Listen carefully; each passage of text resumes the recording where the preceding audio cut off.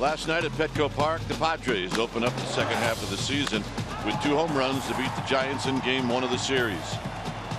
Tonight the ball goes to Jeff Samardzija to be the stopper, and he could be the right man for the job with 3 wins over San Diego this season. It's another National League West showdown, and it's coming up next.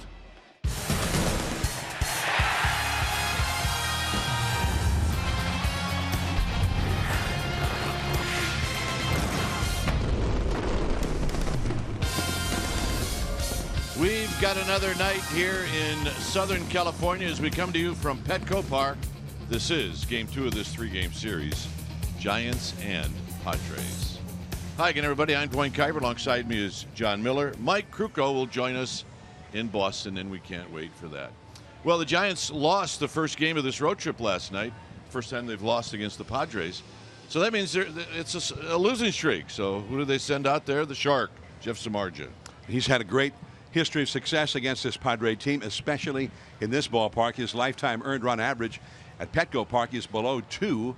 He also has 3 wins this year against the Padres. So Samardzija, who was very strong at his start before the All-Star break against Arizona, goes tonight against a guy, Luis Perdomo, and he's not a big name, but he's got great stuff, and he's been getting better and better. He's a Rule 5 draftee.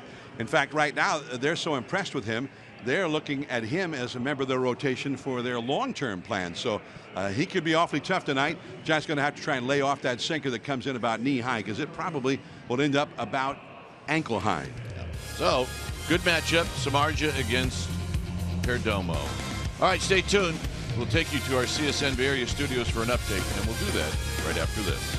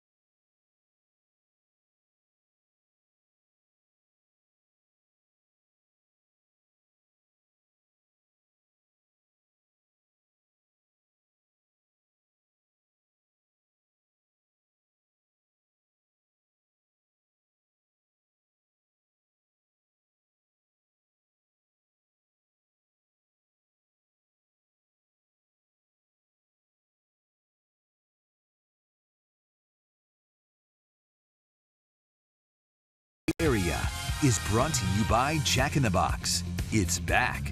The Portobello Mushroom Buttery Jack. Taste it before it's gone at Jack in the Box.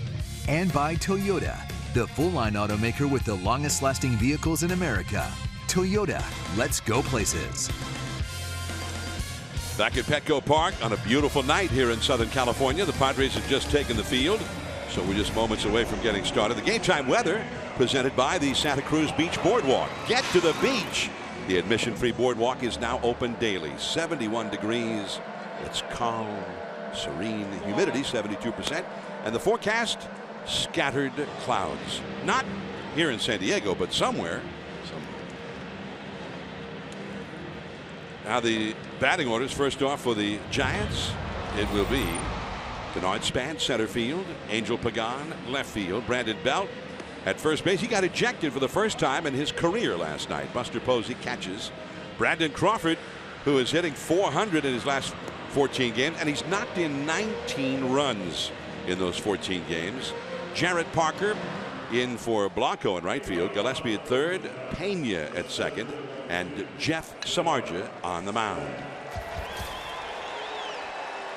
And it's Luis Perdomo who's on the hill. You can see his ERA is high, but he's pitched very well lately, and he's got an electric arm. It would not be unusual for him to hit 94, 95 miles an hour on the gun with that sinker. He also has a four-seam fastball, and he'll throw that 94, 95 miles an hour. He's got a good slider.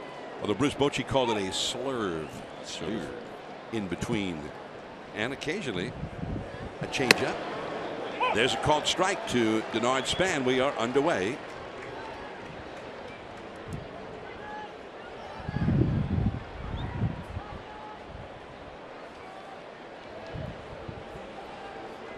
Span had one hit in 4 at-bats last night. Right to the first baseman, and Myers takes it to the bag, 1 away. Playing behind Perdomo, it'll look like this for the Padres. In the outfield, it'll be Dickerson, Jankowski, and then Kemp. From third to first, Solarte, Ramirez, Schemp, and then Myers, and Derek Norris will catch Perdomo. Now Angel Pagan will come up. The idea, and Bruce Bochy and hitting instructor Hensley Mullins talked about this guy because he got a big-time sinker, a power sinker, and he gets a lot of ground balls. That's off the outside, ball 1. He said the pitch comes in about knee high. That's a good one at which to not swing, because his sinking action, it will take it down around your ankles, maybe even into the dirt. Bluffing the bunt, and that just missed, and I'm not sure where. 2-0. Well, you can see what he's used this year. He throws a lot of fastballs, and but the fastball, like John said, is more than just that. It has such a great action to it that it's just a very hard sinker. Well, he got the call on that one, and the count goes to 2-1. Floating strike zone right now for Dana DeMuth. Veteran umpire from up above. The look down at the mound with Perdomo, a Rule 5 draftee. Look at the movement on that one. Started off the inside and ran right back over the plate. Morales, Hickox, and Estabrook from first to third. DeMuth is the veteran on this crew, and he is the crew chief. 2-2. And that's a base hit. Right over the head of Solarte at third base. Here's the Nissan keys to the game. Make Perdomo throw strikes. He's had 27 walks and 65 innings pitched, so you can take advantage of taking a few walks and then keep the Padres in the ballpark. They had 2 home runs last night, and they're 7th. They ranked 7th in the National League in number of home runs hit. Here comes Brandon Belt. And an opposite of what it was like when we first came to this ballpark, where nobody hit home runs. Now they rank 7th. This was probably the most difficult home run ballpark in the league for a long time. The Giants played one of the earliest series in this ballpark's history when Barry Bonds was the premier home run hitter in the game. And Barry went through a series here. Remember, he used to hit home runs almost daily at the old ballpark. Oh, yeah, Qualcomm. They almost named it after him. And he didn't hit a single home run the first series here.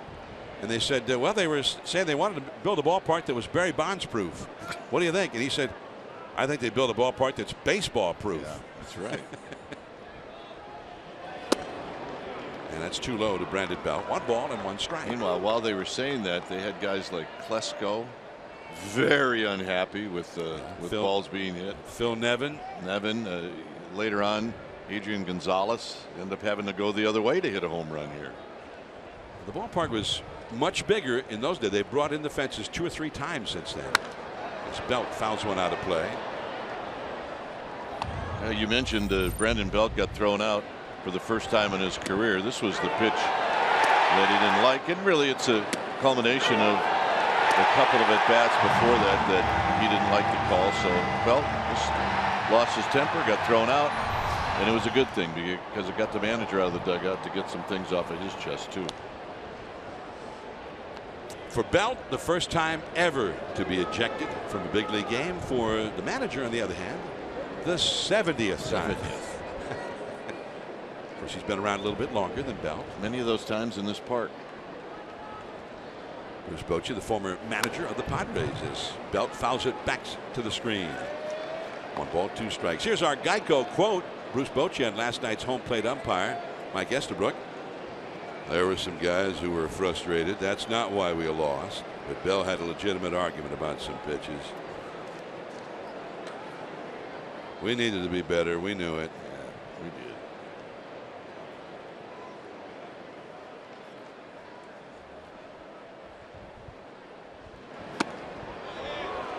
That was, I guess, a little bit high. It was a tough take for a lot of reasons. I'll give you one real good reason. Belt struck out 4 times yesterday, and you don't want to open up your first at bat the next day with a strikeout. But he knows the strike zone. That's high, but it also had movement coming back to the plate. But he got called out on a pitch higher than that last night. 2-2, and higher than that one last night. That was the 3rd strike, just above the strike zone. And that's highlighted there, and so it went.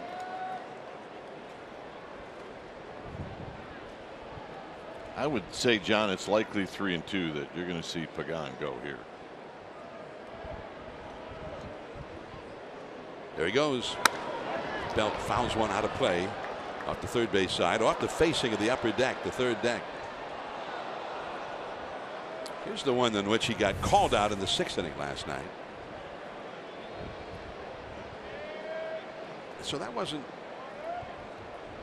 that much higher than the pitches he's taken here in this at bat. Absolutely. This is a different strike zone. Nobody near third base for the Padres. They're overloaded in the overshift for Brandon Belt. There goes Pagan. Another foul out of play off to the left. Brandon Belt, who you mentioned what a keen knowledge of the strike zone that he has, and he is 5th in the league for drawing walks. Belt, who comes in tonight with a .402 on base percentage. He's walked 54 times in a little over half a year. 3-2. Pagan goes. Belt pops that one foul. He's going to do this all day. If he keeps throwing him fastballs, Belt has right now not been able to catch up to the fastball, and that's the pitch that he fouls off. And I think he's wearing Pagan out, though. I got to tell you that. We've only seen 9 pitches in this plate appearance already. Number 10 will soon be on the way. Pagan getting in some road work. Gets his lead. Myers on the bag with him. There goes Angel. And that is back out of play. I'm telling you, he's going to hit 3 more. And Belt also knows where the Giants fans are sitting. You don't see him pulling them down the right field line. No Giants fans down there? No, he said, all right, the Giants fans are down the left field line, so that's where I'm going to hit my foul balls. Giants dugouts on the third base side. The Giants fans are on that side of the field. And look at him. You can see him. Yeah. Right now, about 8 of them are happy. They've all got foul balls. 3-2. Pagan runs. That is into play and deep left center, but playable for Jankowski. Pagan will once again go back to first. 2 down. Well, Belt is looking out the left field like, I got that one pretty good. So he may be a little bit surprised that it didn't go a little further. An 11 pitch at bat for Brandon Belt. And there is some wind here today, so. And I think the wind's blowing in from the left field side, so it may have gotten knocked down. There's an American flag hanging off of one of the buildings outside the ballpark, and it's blowing exactly like you said. So here's Buster Posey, 2 down. Pagan still at first. And that sinker in there at 95 miles an hour for a called strike. Well, you can see it's an easy 95. It doesn't really look like Perdomo's even putting much of an effort into each pitch. There's the flag. And Bell would have hit that ball right into the direction of where the wind's blowing. Pagan back to the bag at first. And there's some flags inside the ballpark down past the right field foul pole that also show the wind blowing that same direction. Those flags are out in center field, but the flags, there they are, as if there's a crosswind from the left field foul pole toward the right field foul pole. Buster and Ramirez to Schimpf for the force out on Pagan. And that's all for the Giants. Jeff Samardzija heads out to the mound. No score.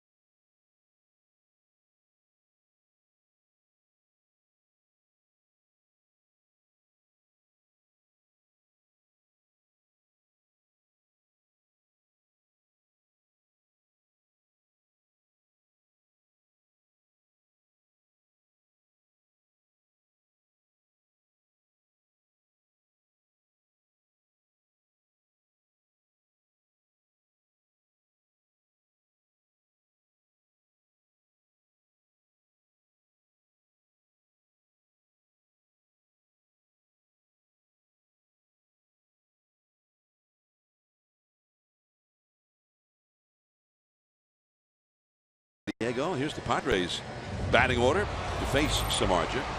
Jankowski in the leadoff spot, center field. Will Myers, the all-star at first base.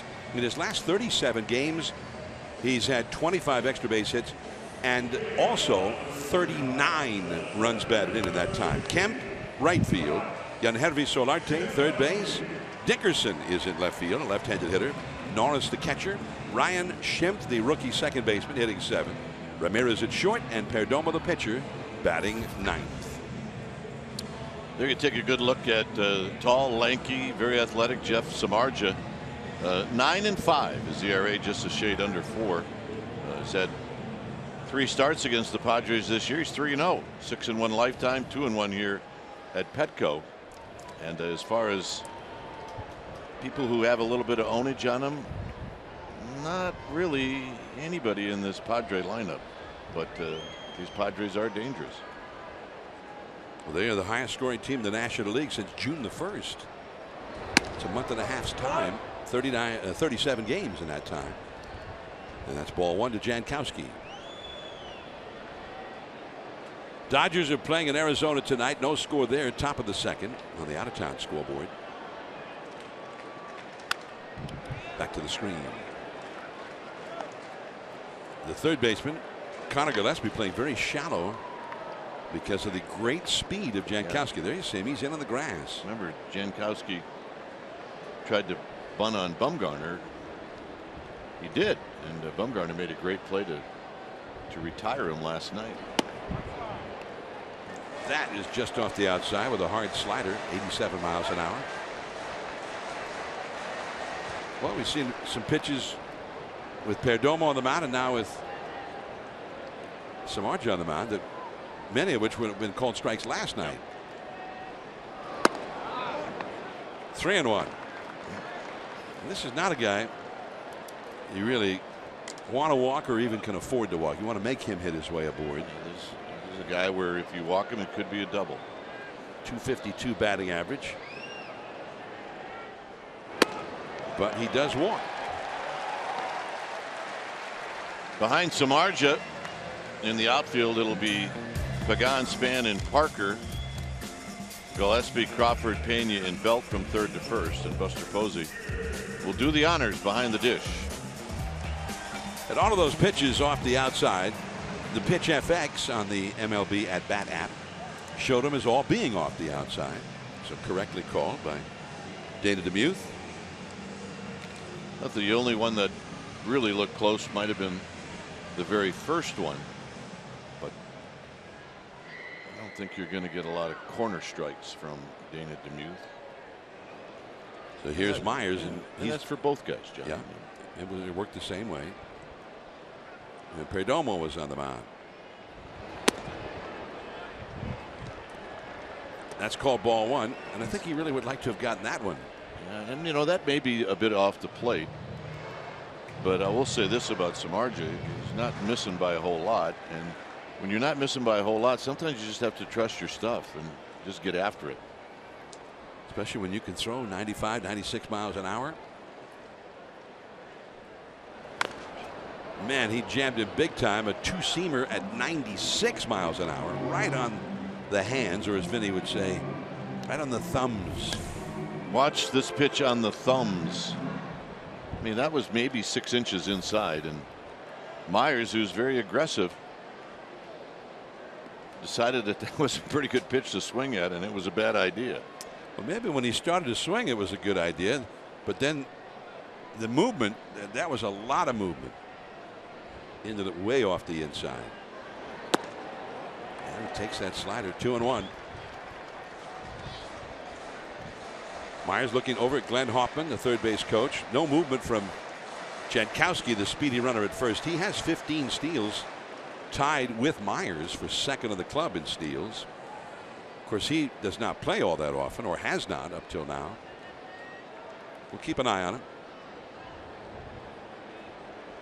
And so will Jeff Samardzija. He's back to the bag. I mean, for a big guy, Samardzija's got a pretty decent move to first. He could give Buster Posey a shot at Jankowski.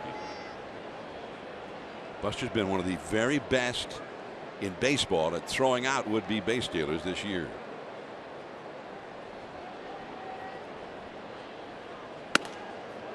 Ooh.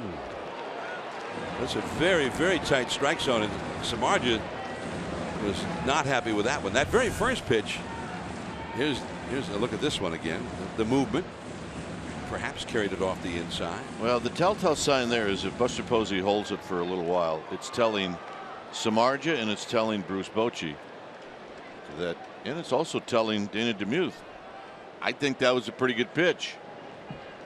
3-1 to a very dangerous hitter. That's back out of play. 3-2. 95 miles an hour with movement on it.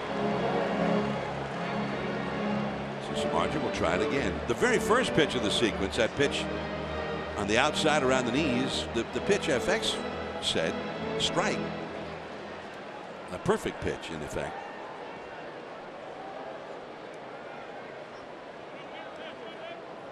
So 3-2. Again, Jankowski may well be running.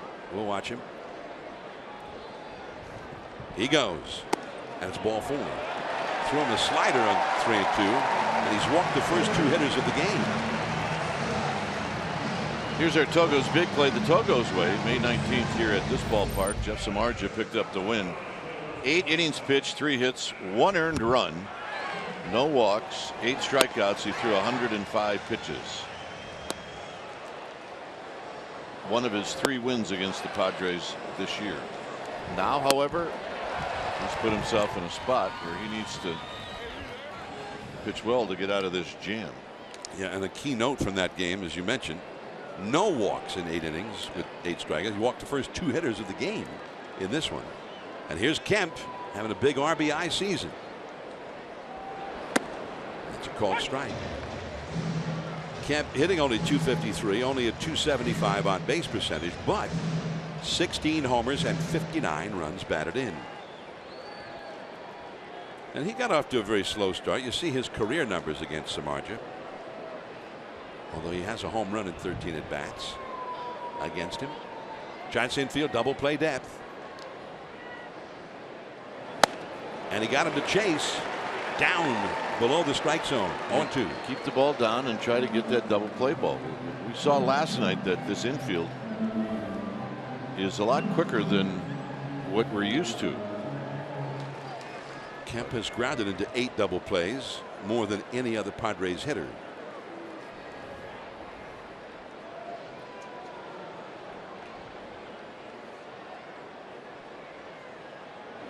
He struck him out. He made short work of Matt Kemp. Another pitch that was down. Yeah, and that last pitch was a pitch in the middle of the plate. It was down, but you would think that this would be a pitch that Kemp would be able to catch up to. But he's throwing hard. 1 away. Here is Solarte. Solarte, who knocked in the first run last night as a right-handed hitter against Madison Bumgarner. A double down the left field line. Solarte hitting .294, 8 home runs, hitting only .269 as a lefty. Check swing and an accidental foul.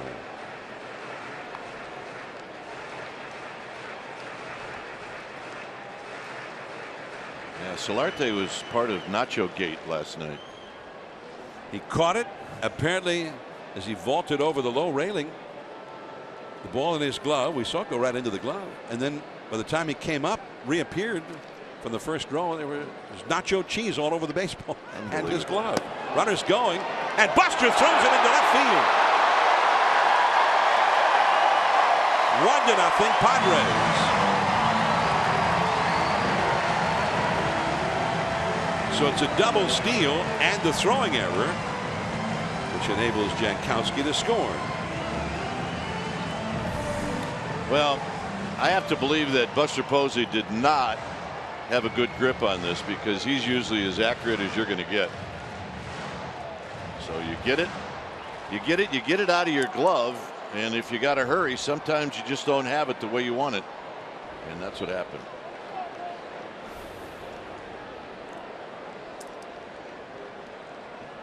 So it's a ball and a strike to Solarte. Padres force the action, and it pays off. The spin move as Myers goes back to the bag. For Myers, that was his 16th steal on the back end of that double steal, and the 16th for Jankowski as well.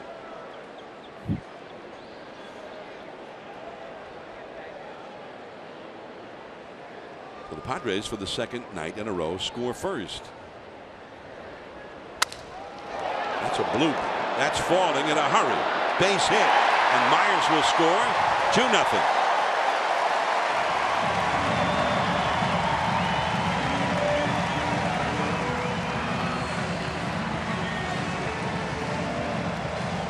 Well, there's nothing you can do about bloops. You make a good pitch and a guy muscles one out into the outfield. The problem is it knocks in a run. So Samardzija made a good pitch, and Solarte, he just hit it where they weren't. But Samardzija will go back and say, yes, I did walk the first 2 guys. And both of those walks have become runs. So here's Alex Dickerson. .286 average.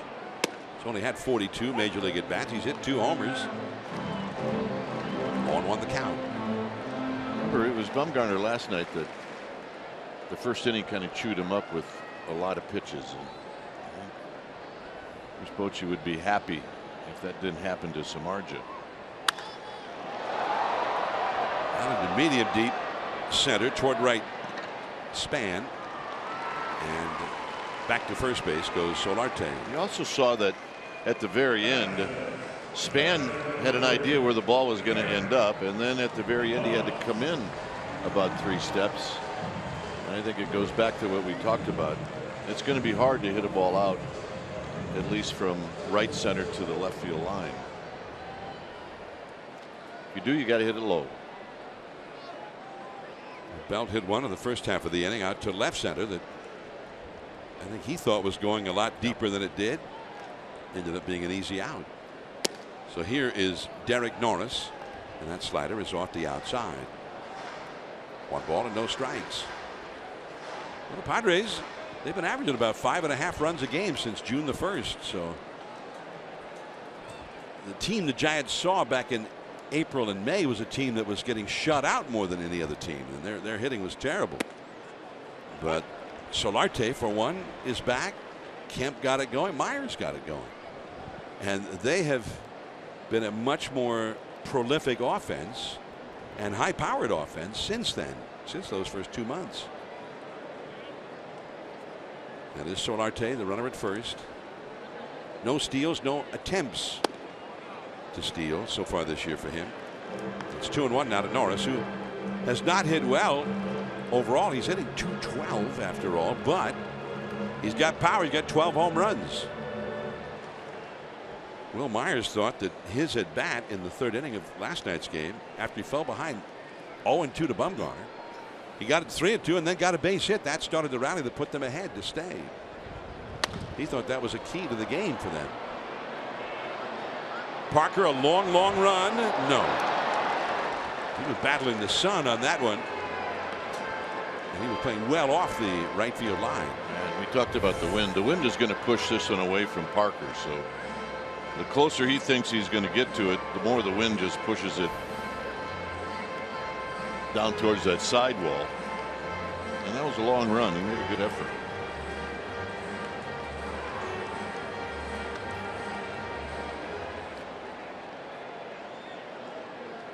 Derek Norris, 2 balls, 2 strikes. Samardzija about to throw his 24th pitch of the inning.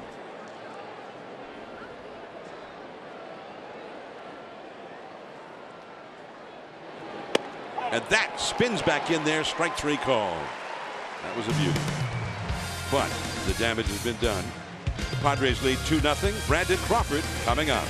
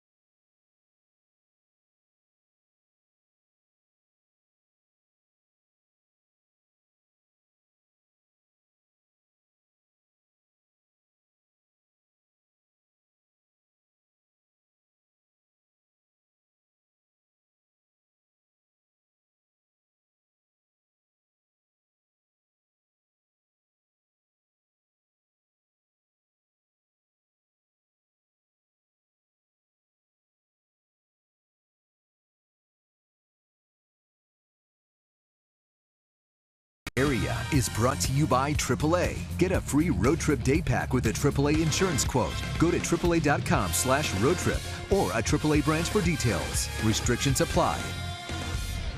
Giants fans want to experience a night under the stars at AT&T Park. Well, here's how you do it. You can set up camp at our annual AT&T Giants Slumber Party on Wednesday, July 27th.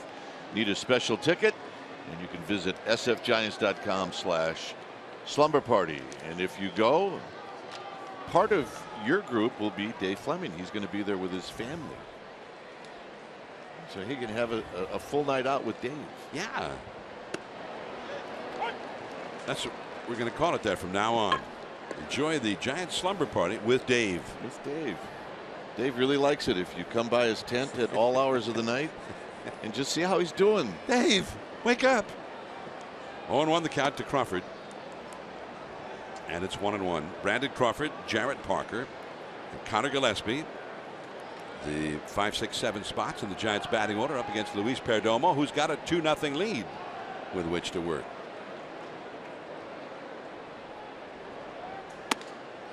Two and one. I think Dave ought to go commando. No tent. No tent. Yeah. Well, what about the kids? Put the kids in the tent.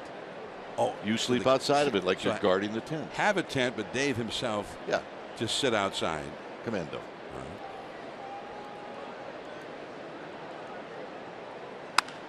That's fouled off the left field line. 2-2 to Crawford. That could be a movie. We could send the CSN crew over there to. Dave Fleming, standing watch. That's right. Don't mess with my tent.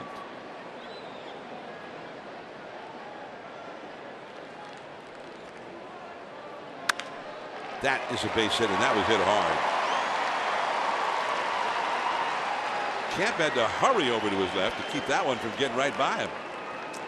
Here are our cold hard facts brought to you by Clean Crisp Coors Light. Most runs per game since June 1st.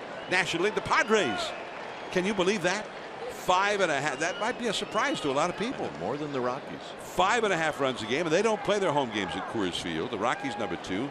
The Nats, Bryce Harper and company, #3, and then the Giants over 5 runs a game since then. And then the Cubs. I'm actually a little surprised by those numbers. Especially because it's the Padres at the top. If they'd said the Rockies, well, the Rockies, they get Arenado and Cargo and all those sluggers, and they score a lot of runs, especially when they're home. The Cubs have been scoring a lot of runs all year. We've watched the Giants score a lot of runs. But it's the Pods ahead of everybody since then. That looked like a curveball. He doesn't throw many of them, but it's a dropping curve, 82 miles an hour. Yeah, he's throwing them back to back. And meanwhile, Parker, who's been watching, was thinking, well, I'm going to have to catch up to this guy's fastball, and he hasn't seen one yet. Nobody near third base against Jarrett Parker. They've overloaded on the right side. 3 infielders to the right of second. Again, that hard breaking ball, 82 miles an hour, blocked by Norris to keep Crawford at first base. Well, you get an idea of the scouting report the Padres have on Parker. If you can avoid throwing him a fastball. He's hit 5 home runs in 98 big league at bats, which is an excellent pace. That'd be a 30 home run season if you got about 600 at bats at that pace. And the high breaking ball that time, and he just got a piece of that one. 1-2. So he's thrown nothing but breaking ball. And you think at some point, even though you've identified this guy as one you want to throw breaking balls to, that after all of those, that you maybe could go back to the fastball? Well, he's probably going to throw him a high fastball, an unhittable high fastball, to see if he'll chase. 1-2. That is in there, strike 3. That's a two-seamer with movement right back over the plate, and it froze him. Well, watch the movement. Norris wanted it a little bit higher, and I'm not even sure that they wanted that to be a strike, but it turned out that it was a good pitch.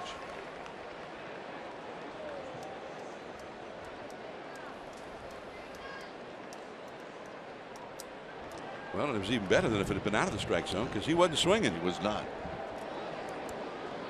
So here's Connor Gillespie. After 4 breaking balls, he gave him the fastball, and he was just completely immobile. Crawford back to the bag. Crawford has 3 steals this year. Giants are trailing 2-0. We're in the second inning. The Dodgers have a 1-0 lead over Arizona in the top of the third in Phoenix on the out-of-town scoreboard. Brandon McCarthy going for LA in that game. And that's a called strike. Archie Bradley is on the hill for the D-backs. Pride of Broken Arrow, Oklahoma. D-backs lost the last 4 games before the All-Star break. They lost last night, so they're sitting on a 5-game losing streak. And they're dead last in the National League West. And that curve is too low. 1 ball and 1 strike to Connor Gillespie. He drove in the Giants' only run last night. That was in the second inning. A single into right center. He went 1 for 2 in the game. Gillespie hitting .264. And that's after he went through an 0 for 24 stretch. Yeah. More recently, what, the last 3 weeks or so, he's hit around 400. Yeah, he went through that stretch primarily because he wasn't getting many at bats except for 1 here, 1 there.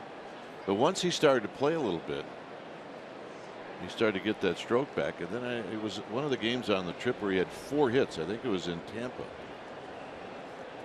And that got him going. That's a called strike. He got the low strike. And Gillespie thought it was too low. So now it's 1-2. Now he had, his memory serves, he had 2 games in short order in about a week's time with 4 hits. I think you're right. Well, that'll jack your average up if you don't have a lot of at bats. That's for sure. He's only 4 for 27 as a pinch hitter. In all of his at bats where he was not a pinch hitter, he's hitting about .320. Yeah. In the dirt, and there goes Crawford, and he'll make it without a throw. Good heads up base running, because that ball did not get far away from Derek Norris. Well, here's our Ford right choice. You have to make a decision and make it quickly, and Crawford did. And for Derek Norris, the ball just got away from him a little too far, and once he picked it up, he realized that Crawford got such a good jump that he was not going to have any chance at all, and that's our Ford right choice. Good choice for our Ford right choice. So now base hit could mean a run for the Giants. And that was scored as a wild pitch. And that'll get Crawford over to third as Schimpf throws out Gillespie. 2 down. And Ramiro Pena will come up with Samardzija, the pitcher, on deck. Pena hitting .360. Up out of the minor leagues. A veteran, though, of the big leagues.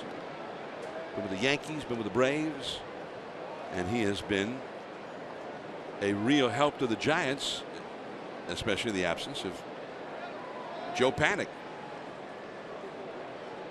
who, by the way, has been cleared to go out on a rehab starting tomorrow. He's in a very good mood before the game.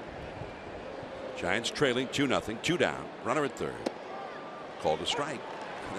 That's just a great pitch, right at the, not a good pitch to hit. It wasn't like he just left it right in the middle of the plate to steal a strike. He made a great pitch, and he's ahead 0-1.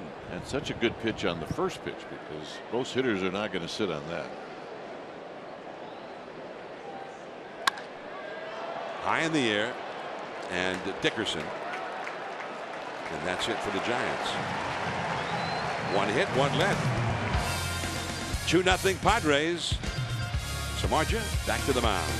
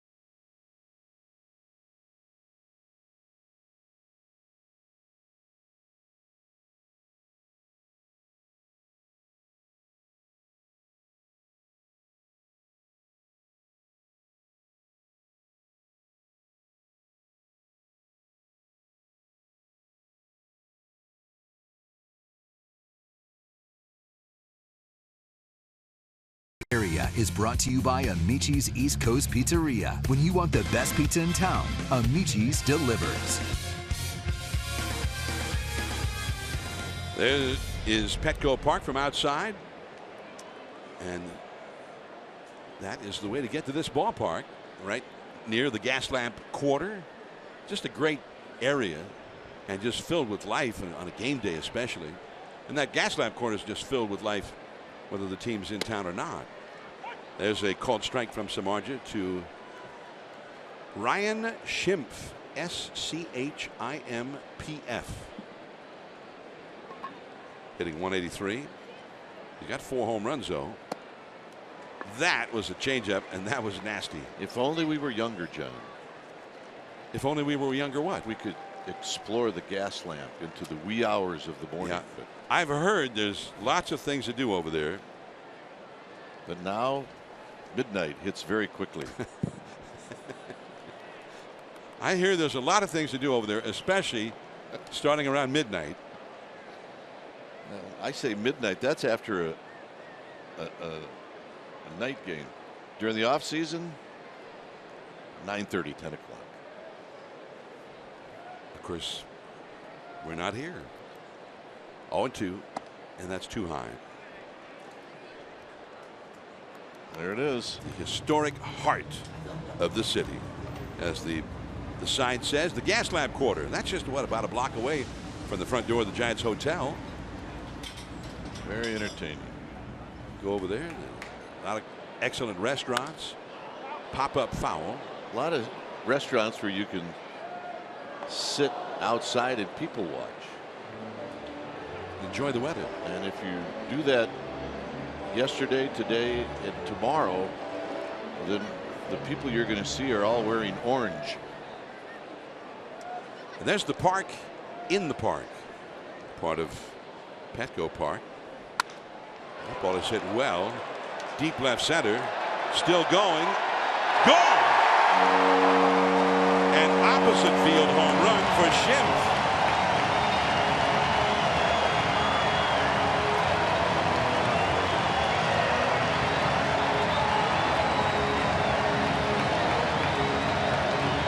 Well, he was a home run hitter in the minor leagues. That's his 5th in the big leagues. That's pretty impressive. It is up and away, and he went with it.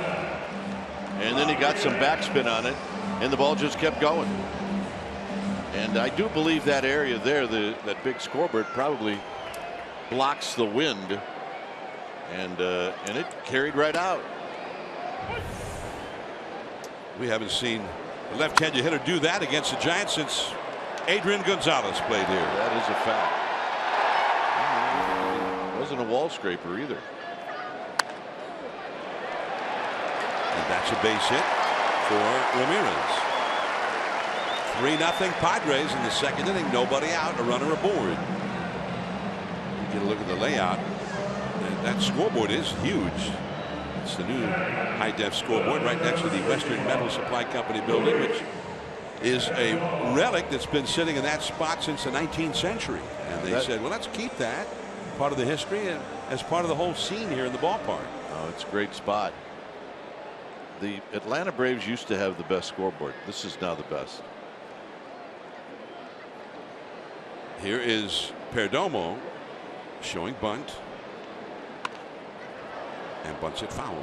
Problem with a big scoreboard, I think when you operate it and you lay it out, you have to be really careful that you don't put so much information on it that it becomes confusing.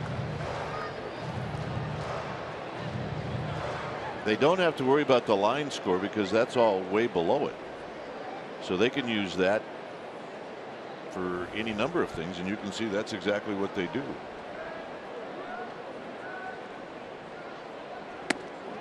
And that's in there. Strike 2. And the umpire, Demuth, ruled that he bunted at it and missed. 0-2. He gave the signal that, in effect, a swing and a miss. Although the ball was right in there, either way it was going to be a strike.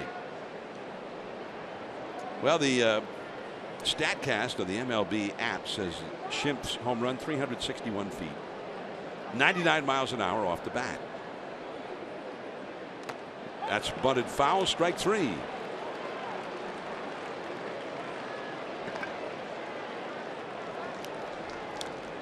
Well, that's disappointing.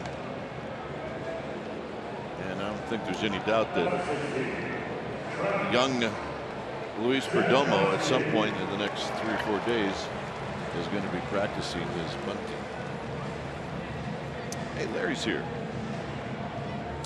Larry Baer, the Giants president, CEO, with Josh, his son, out of Arizona University. That's correct.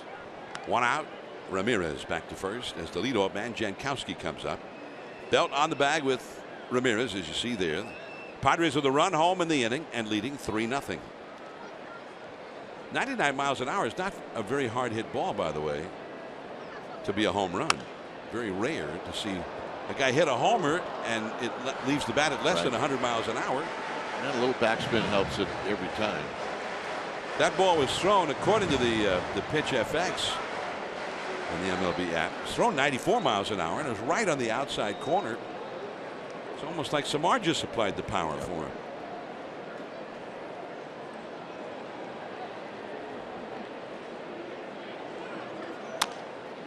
That's hit softly. Belt. Did he get him? And the guy ran out of the baseline and he's called safe. Belt said he tagged him. Gabe Morales said he didn't.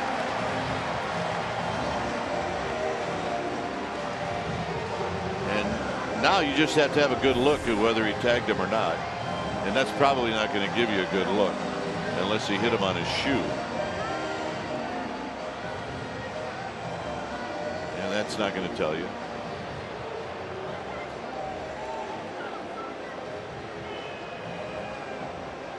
I mean, look, all those are inconclusive.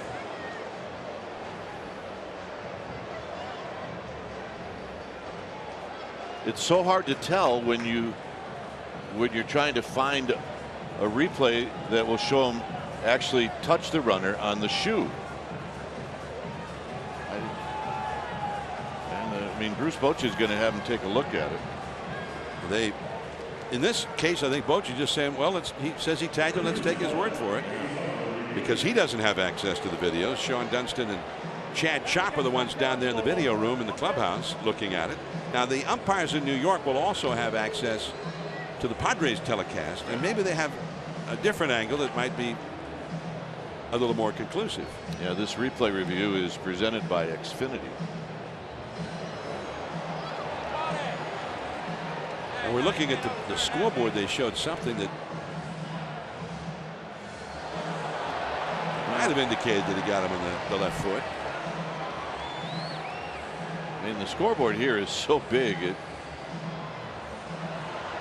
you know, look, he may have got him on the left thigh and the shoe. They just showed a couple of different angles than we saw. But you have to see the uniform move. I mean, from that angle, if you wanted to see if you can see the uniform move.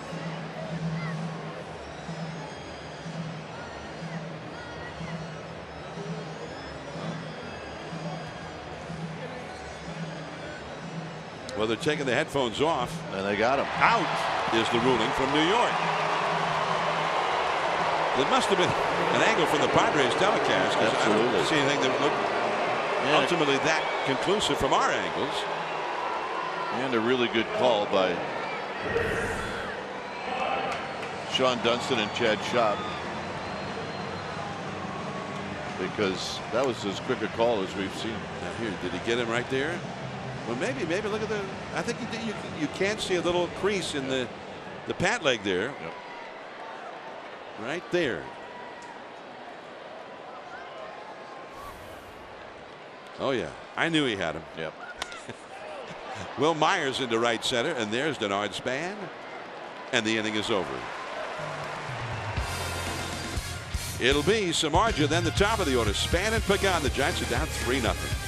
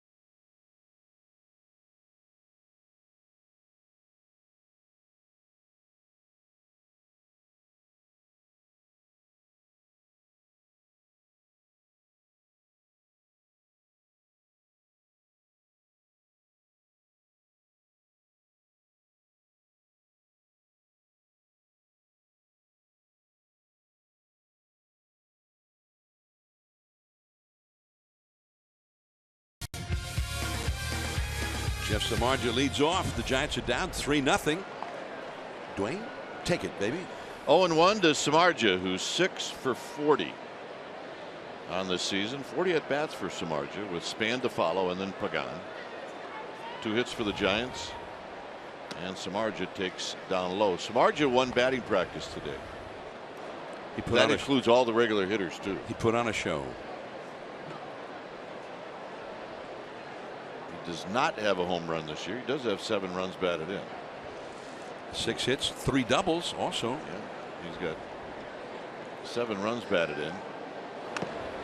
Fouls this one off of Norris. 1 and 2. He's got a slightly open stance, which means those guys usually like the pitch middle in. This guy's got a good seat. He's eyeing that Giants fan with the lollipop and the other lady, and is that what you want? I'll just see if I'll trade you that glove for a lollipop. I bet he'd have given it up. Yeah. Good call. That'd be. Samardzija on the ground into the hole, a base hit. 2nd inning in a row the Giants have had their leadoff hitter on. Jeff Samardzija can hit a hanging curveball. Yes, he can. Hey, did you know that Dwayne Kuiper, Mike Krukow, Jeremy Affeldt, and other Giants players are going on vacation at the end of November to Maui, and you're invited. Enjoy 5 nights at the luxury Fairmont Kealani Resort. There are a limited number of rooms still available. Call Giants Vacations at 800-670-0858. There's somebody standing by right now to give you all the info you need, or you can go online to sfgiants.com/vacations. Go on vacation with Kruk and Kite. That's right. To the islands. Aloha, mahalo nui loa. Span bounced out to Myers in his first at bat. Here he's behind in the count. 0-1. Out of play. The Giants have done what you like to do, is get these young pitchers into the stretch. They did it in the first. They did it again in the second.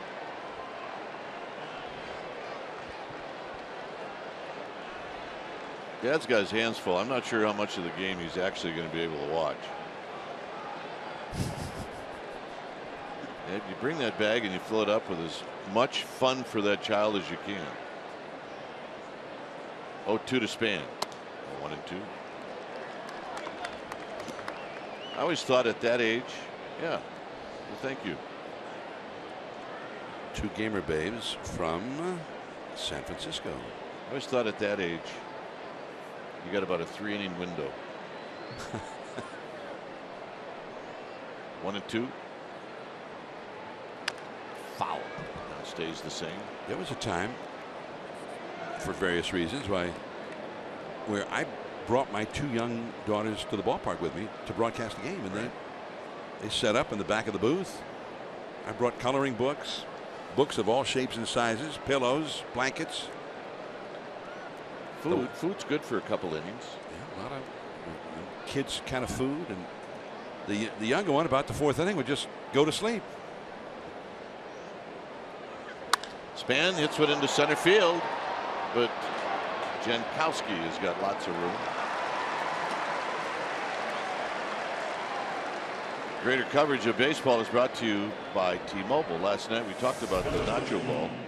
Solarte catches a foul ball, and Pagan's coming up, and Pagan hit the ball. The nacho ball happened right about now. Our friend Mark Grant said, "Waiter, there's a third baseman in my nachos."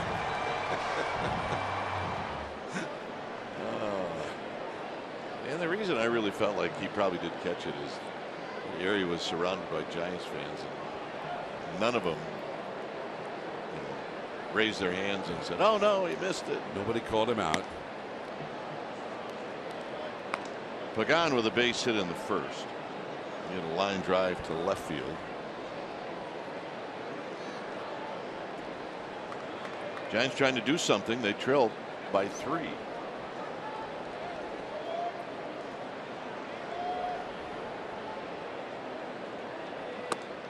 Samardzija opened up the game with 2 walks, and both those scored. Or he didn't open up the game, he opened up the bottom of the first.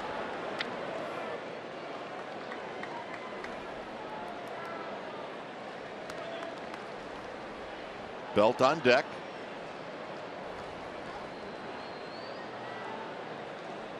The Padres hit 2 home runs last night. They've hit a home run tonight. Out of play, 1-2.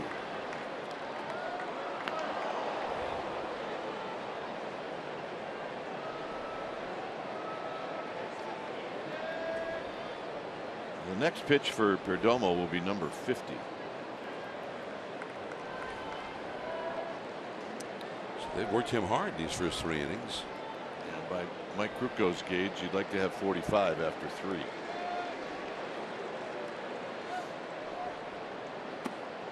Two and 2. Belt, who's on deck, his at bat. I believe his at bat was what, 10 pitches? 11 pitches. 11. On the 11th pitch, he hit the fly ball fairly deep into left center for an out.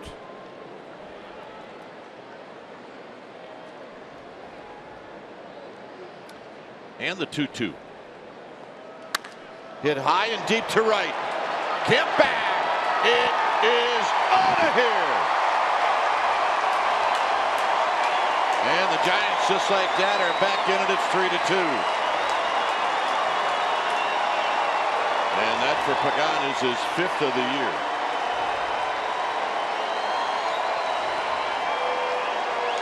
Boy, caught up to that one. That was a home run in the old configuration, the original configuration, when it was next to impossible to homer to that part of the yard. Look where this one goes. That 2-seamer drifted back over the plate and right into his power.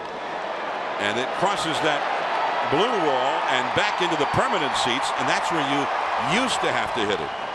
So that's a big fly for Pagan. A big fly, and like I said, number 5. So here's Belt. Belt takes in tight. Overshift is on for Belt. Schimpf is way out into right field.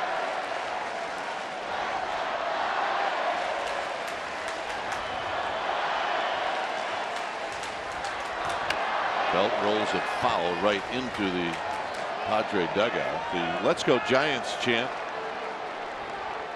started, and then Padre fans tried to drown it out.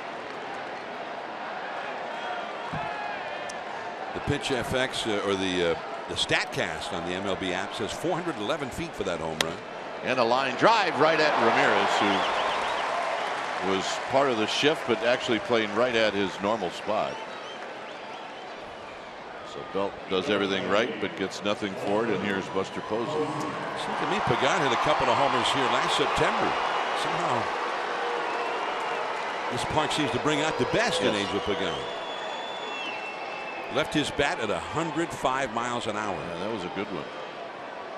Buster last night 0 for 4. He's 0 for 1 today. He ended the first half on such a strong month. Actually more than that, month and a half.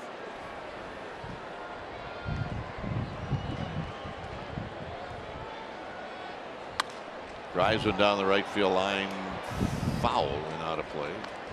Another note on Pagan, and it's easy to overlook this because Pagan is a guy that he's more of a leadoff type hitter, hitting second right now. A guy who gets on base for the big RBI guy, but he's driven in 17 runs in his last 20 games. Tapped foul. That must have hit off of Buster's foot or maybe the shin guard of Norris. It's 1-2. Pagan's knocked in 32 runs this year. And this is only the 61st game that he's played. Yeah, and he was dinged up for a little while.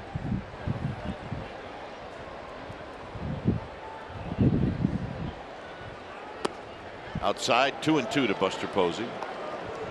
That's a pretty good pitch with 2 strikes, and Buster seemed to have pretty keen pitch recognition there. Laid off. Full count. That 2-seamer that he throws has so much movement And sometimes I think it's difficult for him to control it. It just runs right out of the strike zone.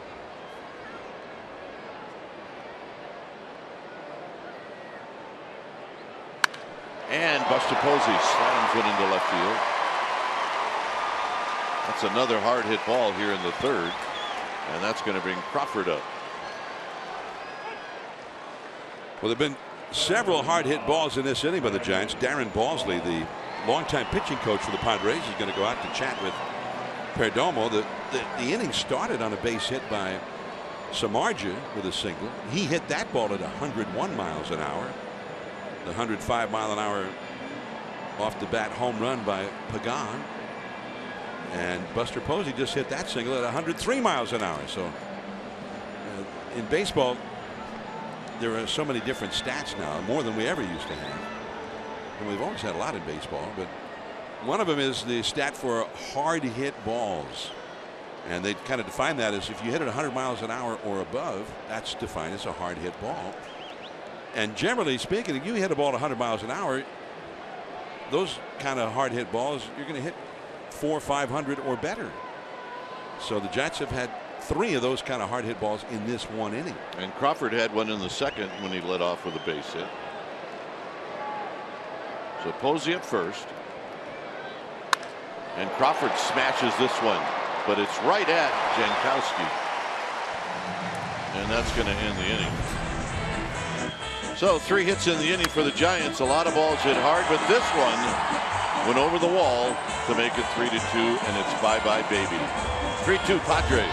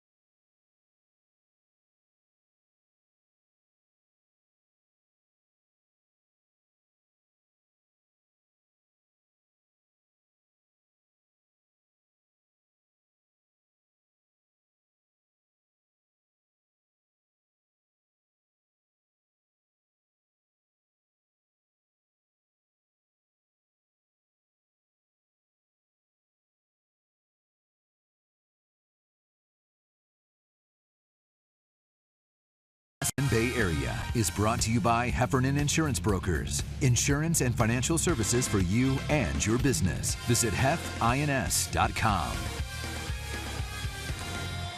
And leading off will be Matt Kemp. And it's a 3-2 lead for the Padres, and Kemp takes down low. Kemp struck out in the first inning.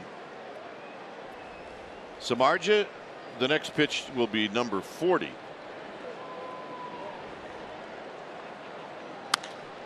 And that's hit well to left. Pagan back, gone. And now it's a 2-run lead. Upper deck.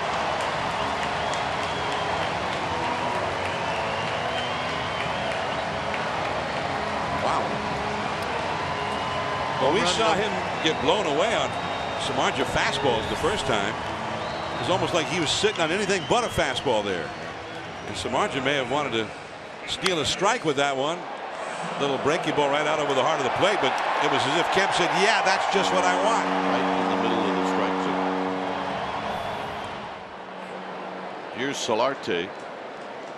17 home runs for Kemp. The second one that he's hit lifetime against Samardzija.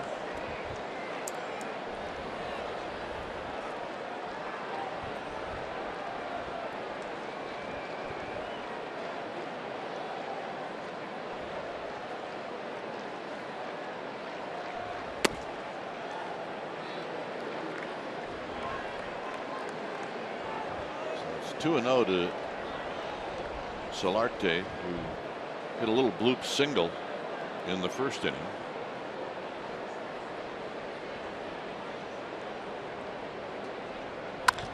Bounces this one to Belt. Belt gives ground.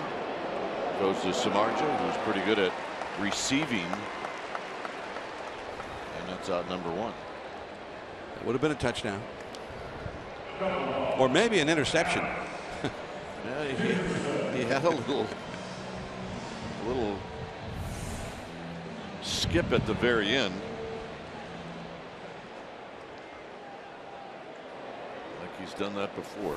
Here's Alex Dickerson. And Dickerson takes low. 398 feet for Matt Kemp. That was a ball, a soaring fly ball. It made that second deck out there.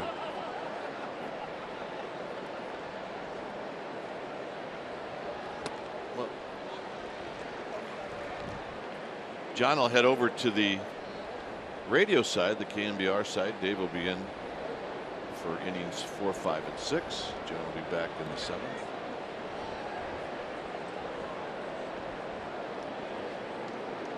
This is the 1-1 to Dickerson. 1-2. The home run by Schempf and then the home run by Kemp kind of goes against everything that I said about the ball not carrying to left. So ignore that. I believe I said that in the first inning. 2-2. I like this how you're. I think it's the scoreboard. I do. You're sort of arguing with yourself now. The scoreboard blocked those 2 balls hit by the Padres. Blocked the win. Samardzija goes 3-2. Belt hit his ball to the right of the scoreboard, and it was knocked down. So that's the theory I'm going with. It's huge. Or maybe Kemp's would have hit the scoreboard if it hadn't been knocked down. Pena's going to knock it down, recover, and throw. And it's going to be late. That would be a hit for Dickerson. Pena comes up with it clean. He's going to get it out. They're going to give him an error. I asked Ramiro Pena before the game about this infield, and he said that he thinks it's a great infield. It plays very smoothly. He says it's fast, but not too fast, not overly fast. But sometimes it's a little more difficult when you're back on the grass like that. You're used to being on the infield dirt to play a ground ball. Runner goes. It's a hit and run, and it's fouled off of Buster Posey's glove.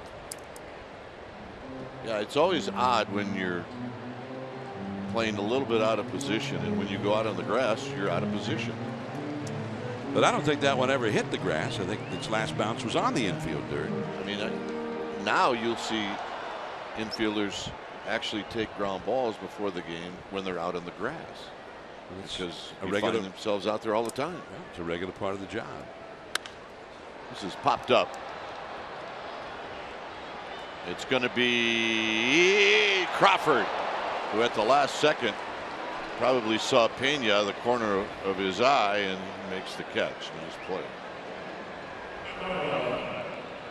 And if you do get wind, you just don't want to take your eye off the ball to see if the other infielder is near you. But you can see Crawford is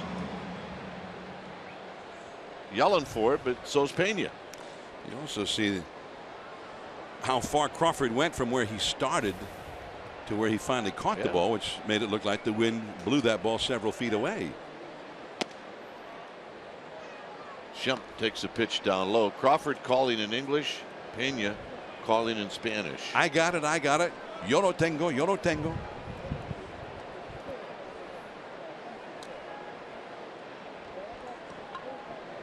Well, all's well that ends well. Although, if the ball had dropped, it was a force out at second base. Might have worked better if it had dropped. You had the slower runner, Norris, who would have been at first instead of Dickerson. Frank Robinson used to encourage us to let him drop on purpose. Yeah, so did you do it? And I've told the story before. I did it and it worked. And then the one time I did it, it hit a sprinkler head. Oh. Everybody was saying flying down the right field line. Oh, no. And I looked at Frank and he was like, that's all right. There's a call strike. 2 balls and 1 strike. And, you know, every time you do that, the fans actually think that you missed it. If you let it drop. Yeah, you kind of want to set up a smoke cloud that says, I did it on purpose. Get the PA announcer in tandem with you on that one. That's right. He did it on purpose. If that happens, have Rennell say, he meant to do that, ladies and gentlemen. Well, almost nobody lets him drop, though. That's almost extinct.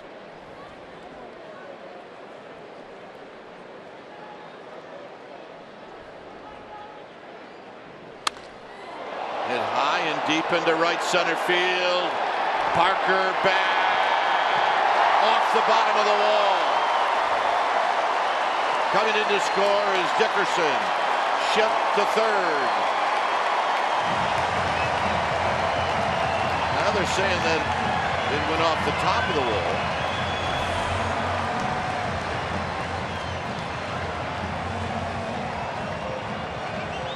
Yeah, right at the very top. So it's a triple for Shemp, and he missed a home run by what? 3 inches? Yep. And the Giants are saying, who is this guy? That's Big Mac. He's the bench coach for Andy Green. Getting word from the video room down in the clubhouse that it's in play. Good call. So the error by Pena allowed the Padres to come up with another run, and the Giants have not been able to figure out Ryan Shemp. Could be an intentional walk.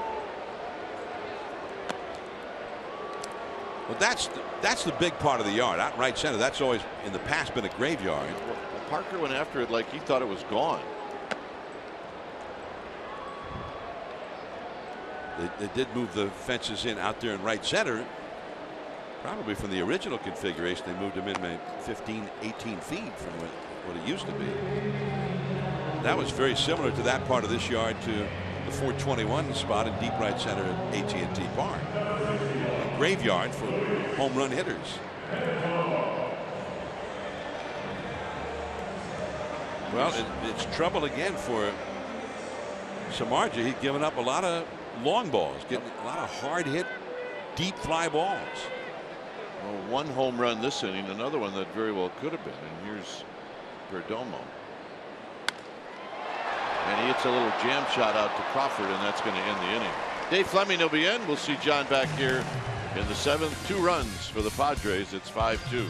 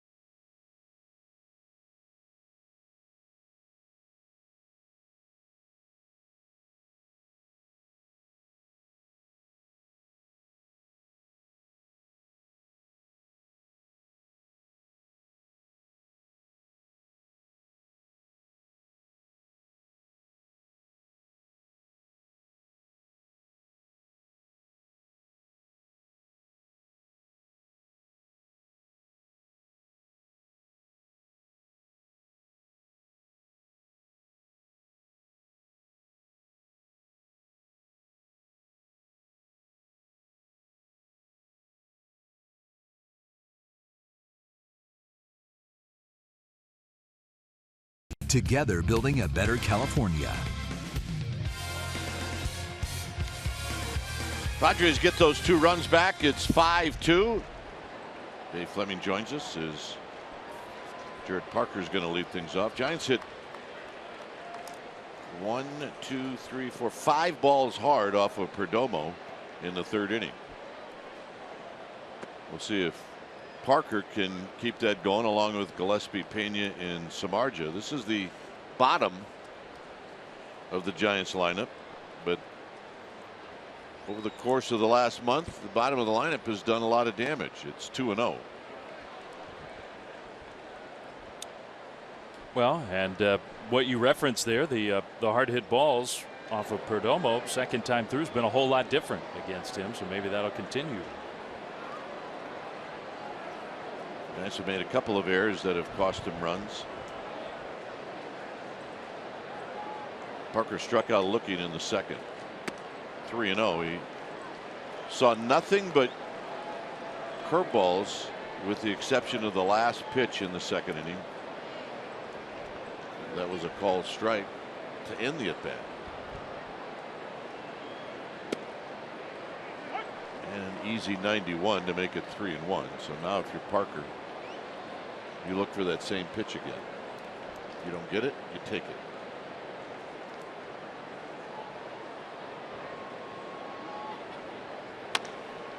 And he rolls it foul. Well, he didn't get it, but he didn't take it. I think that was ball 4. And home run hitters, they will expand 3-1.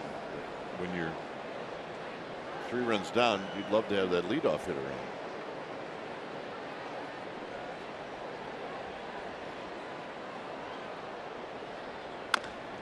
Rolled foul again. 5-2 Padres, both teams with 5 hits. Who just joined us, Pagan hit a 2-run home run in the 3rd.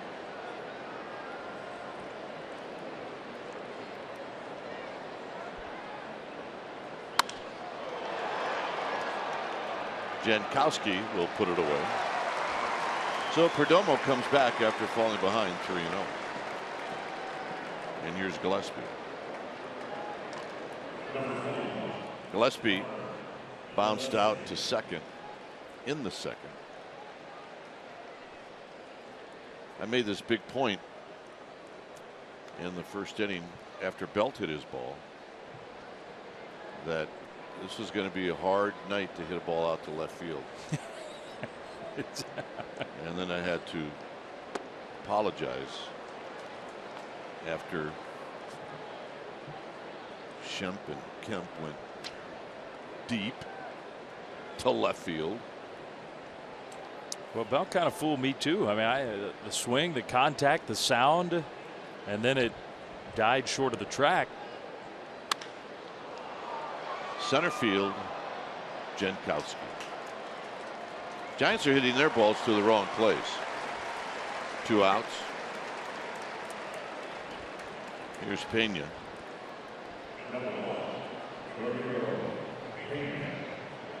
With Samardzija to follow. So then, in order to do a make good, I decided that the reason those balls went out is because the big scoreboard blocks the wind. Blocks the wind. So if you hit them right in the path of the scoreboard, then you're good. It's going to go. So I totally confused everybody and myself. Like maybe Belts was out toward the far reaches. Yeah. Okay.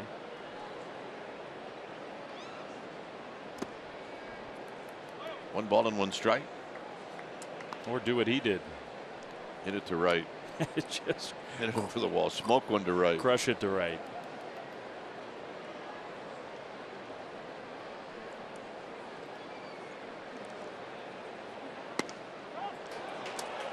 Swing and a miss. 1 and 2. That's not going on the resume video. Well, Gillespie had one just like it.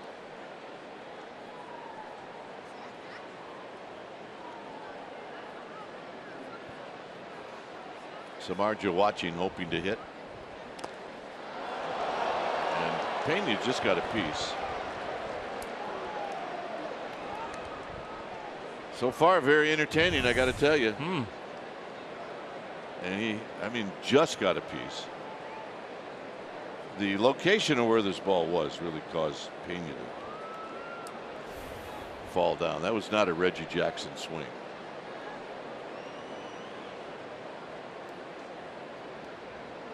Reggie could drop down to that back knee with the best of them. Hit into the gap, left center field, and nobody's there. So Samardzija's going to hit with Pena at second base. It's a perfect example of how you can look really bad at the plate and still end up standing at second. Good at bat after all that. That is pretty amazing. And remember, this is the same guy. And he got a breaking ball that laid out over the plate. Yeah, I mean, they tried to do the same thing, I think, and just left it up a little bit. Watching Pena, I still think he's battling some effects of that ankle. I do too. So here's Samardzija, who singled in the third. I thought maybe even on the play where he committed the error. He's just not really looks comfortable moving.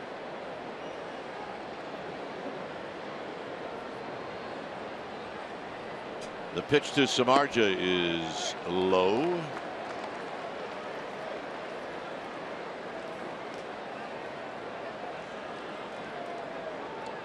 .77 pitches now for this young right-hander.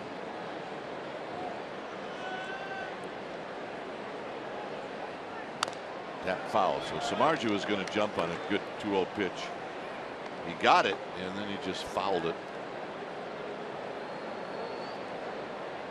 Well, you're kind of tempted to say, okay, pitch count is up. You got this young pitcher, maybe knock him out of the game with the pitch count, get into the bullpen. Problem is with the Padres, in the late innings, they have a lot of weapons in the bullpen. Slowly hit, a broken bat, and Samardzija's old teammate is going to throw him out. That one also, the bat got a piece of the catcher. Ouch. 5-2 Padres.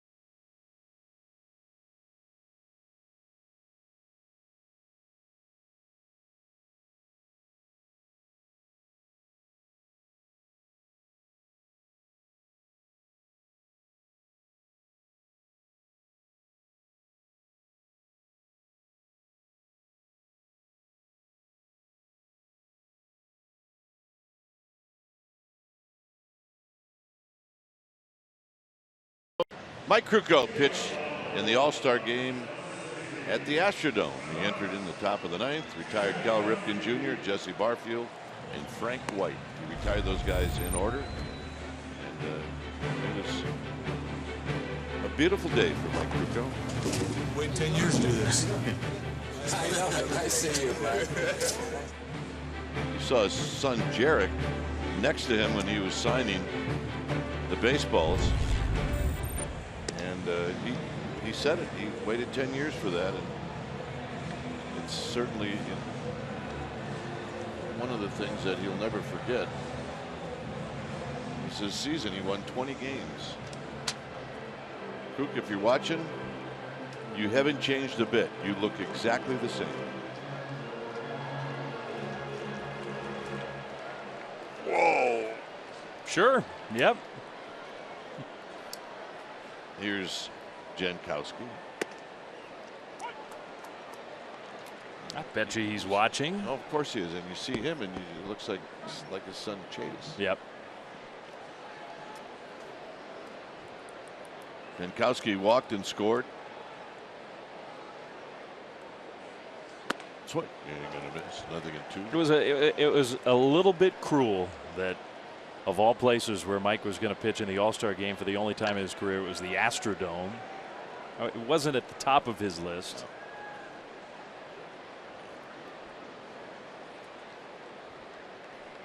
Myers is on deck. Never complained. Nope. And why would you? You're going to the All-Star game. I believe it was Chili Davis and Chris Brown with him that year.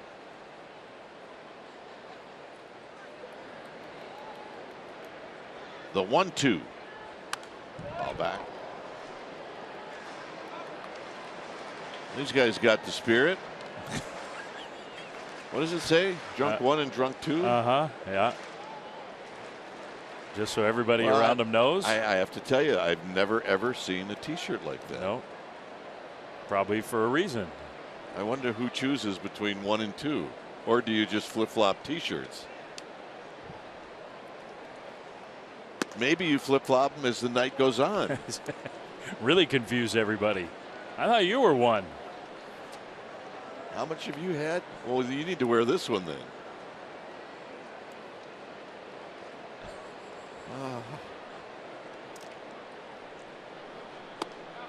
Our fans take their attitude to other ballparks, not just AT&T Park. It made me laugh. All right, now we got to concentrate. Now their phones are ringing because their wives have just seen them in drunk T-shirts. And Samardzija's going to be unhappy with that as he walks Jankowski for the second time. Well, that really is not supposed to happen. Jankowski, I mean, he's a guy with almost no power. He's got 3 extra base hits all year. 3 of them. And he's walked for the second time. Now he gives you all kinds of problems because he's such a good base runner. It went from 0-2 to ball 4. That gets the Giants bullpen going. Myers walked and he's flied out to center. He saw 1 pitch in the second and hit a fly ball to Span.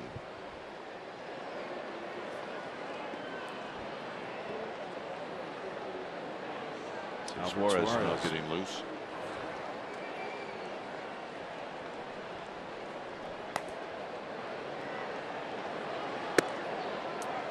The ball's in 1 strike. Well, the word about Matt Cain was, even though the numbers looked ugly from last night's rehab start, that he came out healthy, felt strong, threw the ball fine, and he'll throw on the side tomorrow with Dave Righetti watching. And if that goes well, if they feel like, okay, everything looks right, then Cain's going to start in Boston against the Red Sox. That gives Bruce Bochy the freedom to use Albert Suarez out of the bullpen as a long man in a spot like this where Samardzija, he may not be in the game for much longer. Well, you told me before this game started yesterday about the conditions that Matt Cain was going to pitch in. And you said, I don't know, it's probably not going to be good just because of the field and the wind. The numbers just weren't going to look good almost no matter what. 0-2. Got him. 35-mile-an-hour winds blowing out. Straight out. In the desert, it's 100 degrees. You're about, I think, 3,000, 4,000 feet above sea level. That's a bad combo. So get your work in, basically. Yeah, and he did. That's what he did. He got over 90 pitches. Cain did.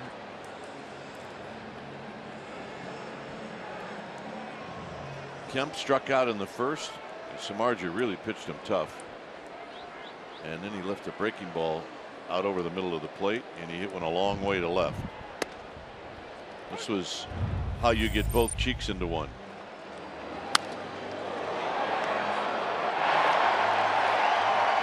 Right into the second row of the second deck. Scoreboard blocked the wind. Yeah, can you imagine how far that would have gone?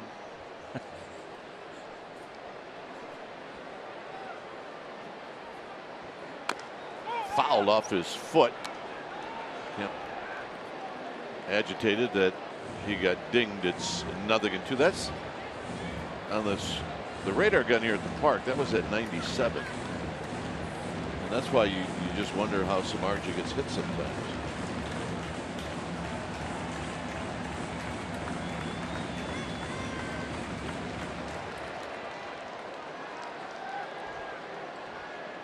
Jankowski shocked that he isn't gone.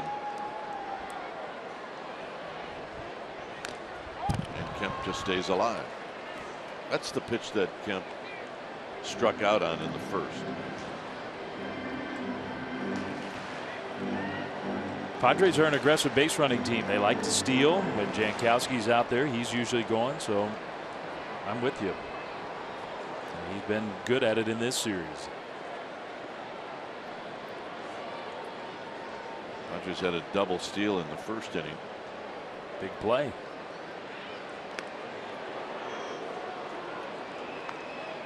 I mean, in a lot of ways, the 2 walks to open the game are looming as 2 of the biggest plays in the whole game. Yeah, absolutely.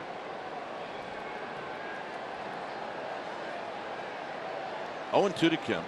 Solarte on deck.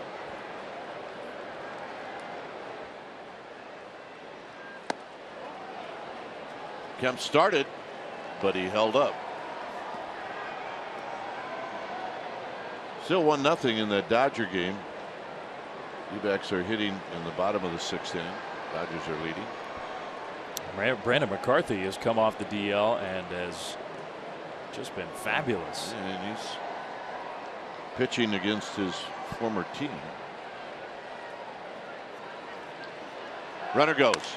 Swinging a bouncing ball to Gillespie. And his only play will be at first. And now the throw to third. And it is not in time. As Jankowski goes all the way to third on the out. And Solarte will hit with a runner at third. So here's Jankowski, who can run like the wind. And I don't think there was any time did Jankowski feel like he was going to be thrown out. And that's the only way you can take third. You cannot make an out at third to end the inning. Well, with 1 out, it would have been a huge play. With 2 outs, it puts a little extra pressure on the defense, but Samardzija will hope that he can pitch around that. Yeah, it puts a little more pressure on Buster Posey.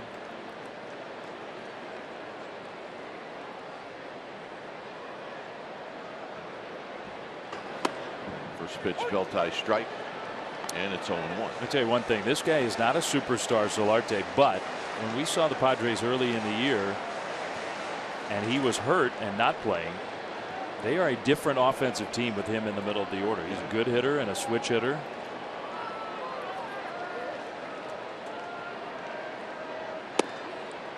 Oh, 2. His defense, he could play all around the infield. Yep, a good player.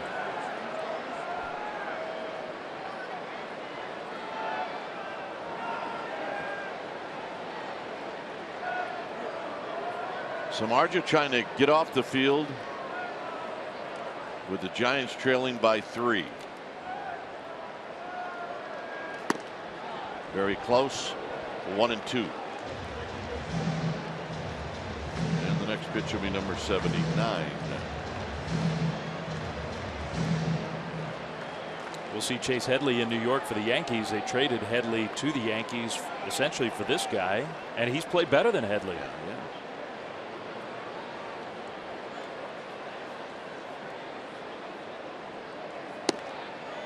2-2.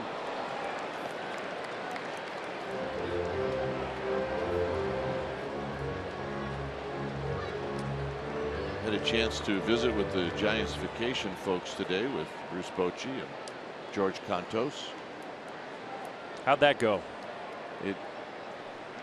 I told you earlier, I'm so privileged to have Bruce Bochy as the manager. Just hit on the ground foul. Contos was great, but you can see two major league managers, too many that are engaged with our fans like that guy is. He was right around 11 o'clock in the morning, and he was going to head to the ballpark after the event. He was terrific. 2 balls, 2 strikes.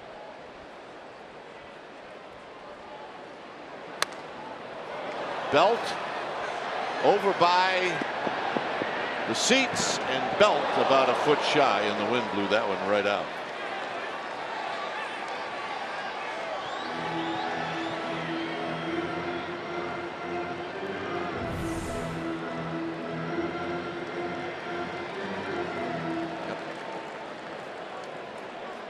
I mean, when it went up, it looked like he had plenty of room. Not the ballpark a lot foul territory wise is like our park. Not a lot of room. Down the left field line, that'll be out of play. Well, usually on pop-ups like that, if Belt can't get it, there aren't many who can get it. Belt's pretty good at that. Well, it's this great reach. A terrific wingspan.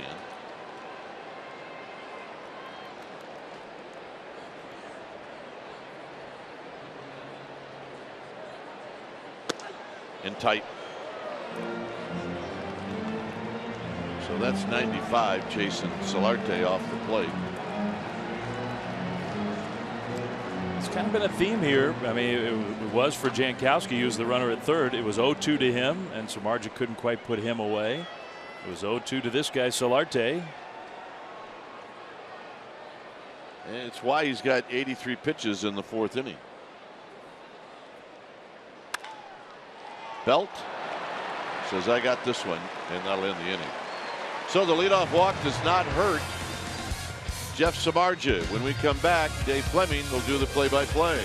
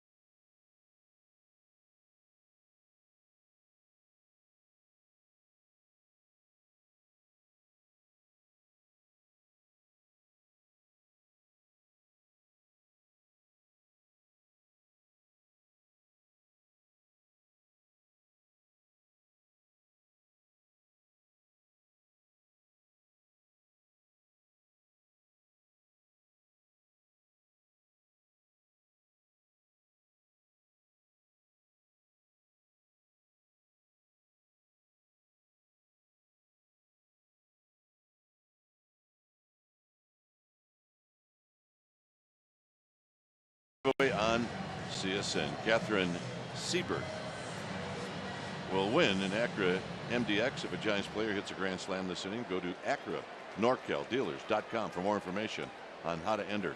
Good spot to be in, Catherine, if you're going to win this, because you got the leadoff hitter coming up.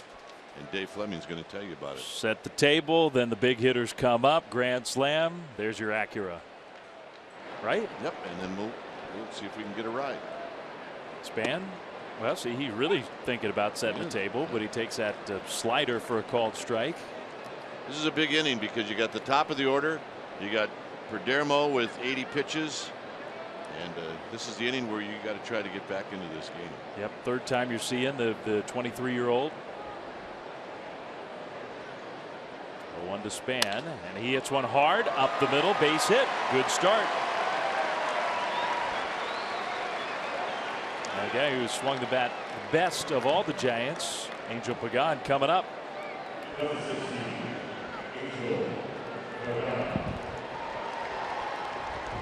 Giants are hoping that the last at bat you just saw from Span, they're going to see a lot of the second half of the season.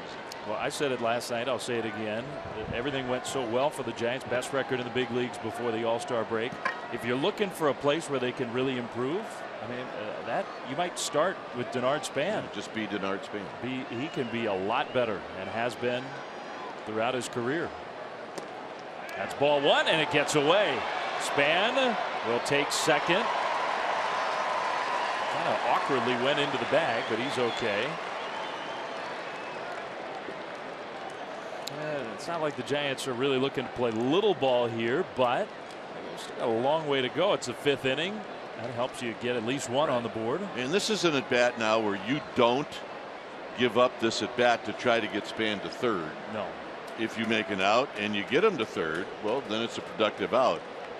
But you got to try to get on base. Yeah. Down 3. It's a different at bat than it would be in a different spot of the game. That's a strike to Pagan. Last time up, he hit one a very long way. Even in the old configuration of Petco, that would have been a home run. They did rule that as a pass ball in case you care about that stuff, not a wild pitch. That one, Norris wasn't expecting that. He almost missed that one. Yeah, well, Padres are watching Perdomo very closely, and they got double barrels going in the bullpen. Real fast. Quackenbush and Bauman. As fast as they can get loose. You got Belt on deck, then Posey. That's a strike, 2-2.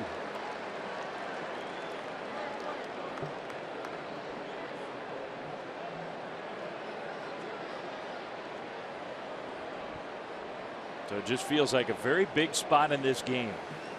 You got Span aboard, nobody out. Down 3. That one just missed. Pagan was bailing out. That was close.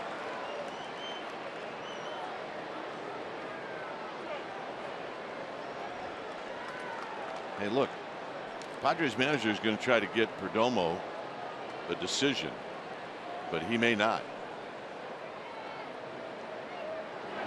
Pagan hits another one hard. Right center field. Jankowski will make the catch. Span went back and tagged up, so he'll go to third. Just not quite hard enough. Jankowski covers a lot of ground out there. So that's kind of what you were talking about. Try to get on base. If you happen to get the runner over, okay. Well, when Pagan hit this, I thought it was a double or maybe a triple. But it kind of hung up there, and with the speed, like you said, with Jankowski, he's going to track those down. But off the bat, I thought we're in good shape here. So a little bit of bad luck. Another good at bat for Pagan. First time he's made an out. And here's where the Giants are leaning on their all-star. The infield is back. You can get a run home without a hit. I think the same principle applies. It's not like you're looking for just the one run. You want to see Belt hit one a long way, hit one into the gap, whatever. But you got to get at least the one home. Kind of odd. No overshift. No overshift. And they've been doing it against Belt. And every team's been doing it. That is odd.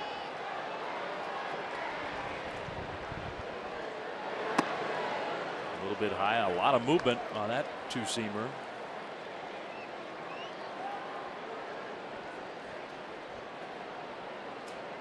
Well, Belt's hit the ball hard twice in this game. Once flied out to fairly deep left center. Once hit a scorching liner to short. It was caught in the dirt. Span has to hold. Well, I think that ball that Jankowski just tracked down has kept Perdomo in the game.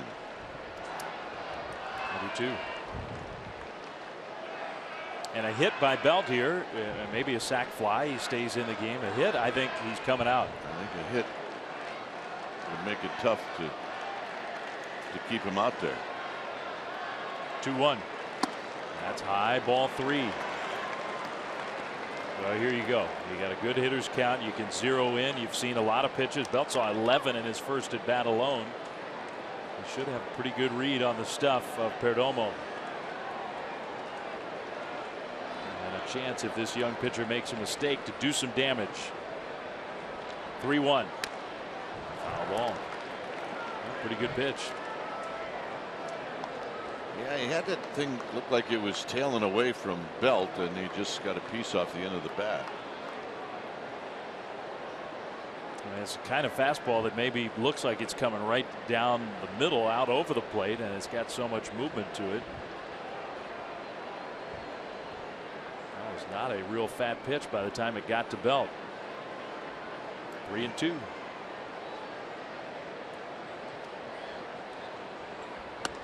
Ball 4. No. Strike 3. Wow.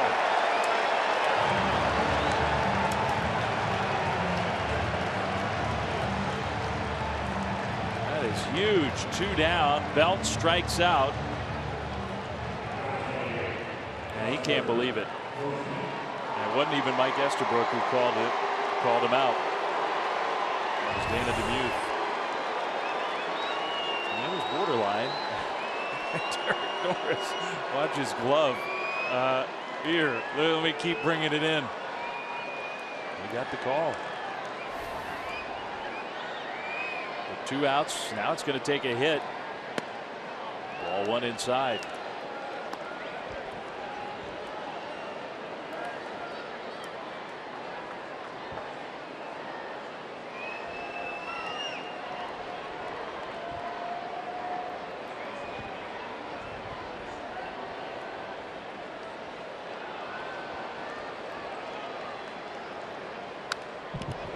Cut, foul ball. Yeah, both cheeks into that one. He got a pitch that was out over the plate, and I think Buster would probably like to have that one back. Well, one thing, the fastball moves, that's for sure, from this guy. You can see the talent, but he's gotten away with some mistakes in this game. Some pitches out over the plate. Posey hard on the ground, fair. He didn't get away with that one.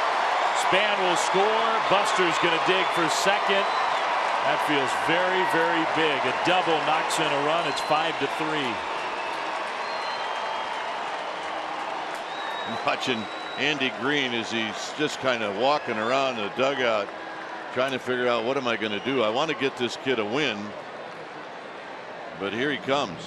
Yep, he's made up his mind. And Crawford has swung the bat great again tonight. 2 good at bats. So they're going to bring in the lefty to face Crawford. Buster walking a little gingerly.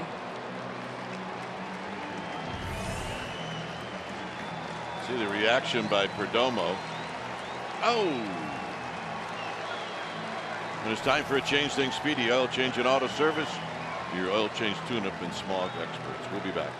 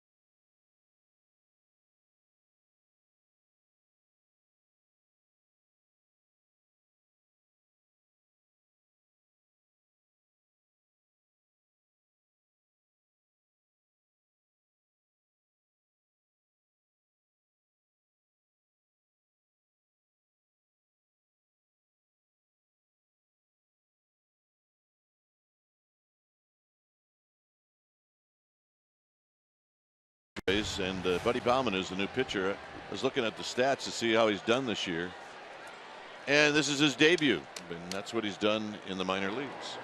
Yeah, those are the AAA numbers. So in a pretty big spot for the still young left-hander against a guy who's been swinging the bat so well these two nights. Brandon Crawford, who thrives in these spots. Chance to cut the lead. And Crawford, first pitch swinging, ground ball to first. Myers will take it himself. Not this time for Crawford. Giants get one, but only one. Posey knocks in a run with a double. It's 5-3 Padres.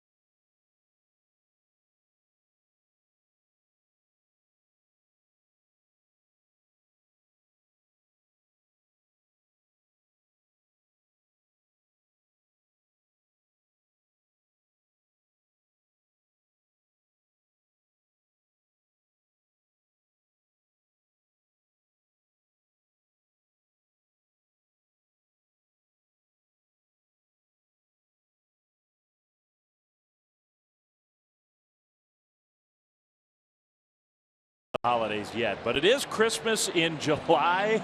Yeah, July 25th, special event, Giants Reds, when we come back home, and you get one of the following: Giants Nutcracker or that Pence on the Fence doll. sfgiants.com/special events.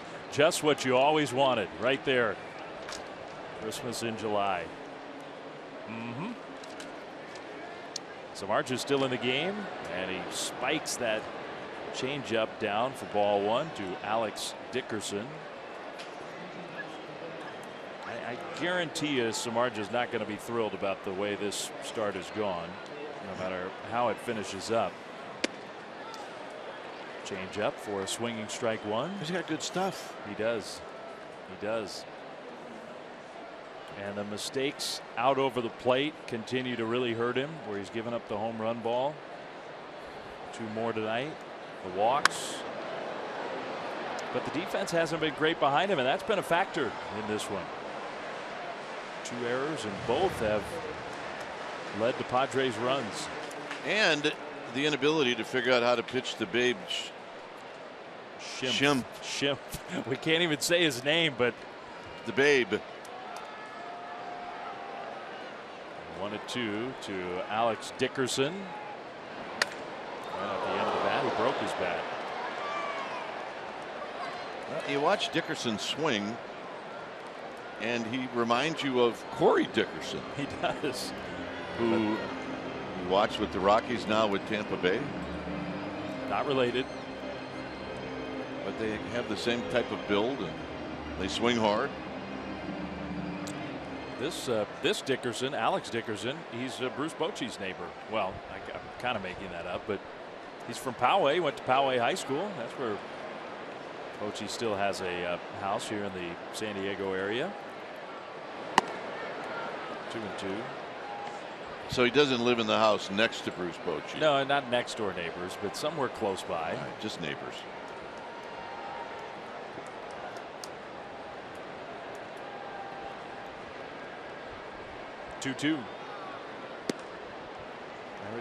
This has been a common occurrence from ahead of the count to even or full count, whatever. And those last 2 pitches just not close enough to tempt Dickerson, even with 2 strikes. So this is a big one here. 3-2. Hit to right center field and pretty well hit. Parker has room. 1 away. That's the first time Samardzija has retired the leadoff hitter. First time. That certainly tells you something. 2 walks and 2 home runs. The windup has not been friendly to Samardzija. There's Derek Norris, 0 for 2. I think Posey just asked him if he's all right. Remember when Samardzija was at the plate, he broke his bat, and a piece of that bat it somehow got a piece of Derek Norris. He stayed in the game. That one right there with that 2-seam movement. So this was with Samardzija hitting. He got him right on the top of the head. Yep. Samardzija knew it.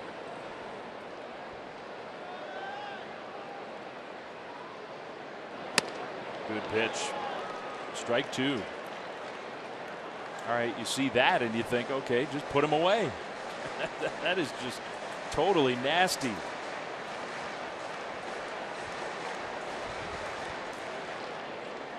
Just a night of a little inconsistency. Yeah. Inability to repeat the stroke.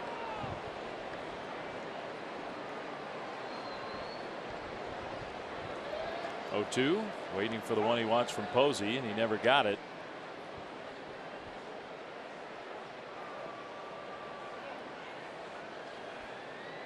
That one. I think that was Norris shrieking after he hits that pop up, and nobody could get to it. Gillespie, it might not have mattered, but Gillespie kind of gave up on that one, and it was not way back in the seats. Maybe Connor kind of lost it. Twilight sky.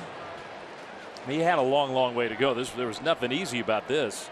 And the wind may have pushed that back a little bit. But he kind of let up there, and then it landed right on the bumper, that padded sidewall. Maybe the wind pushed it back.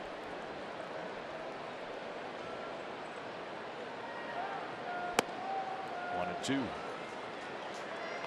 Still throwing hard.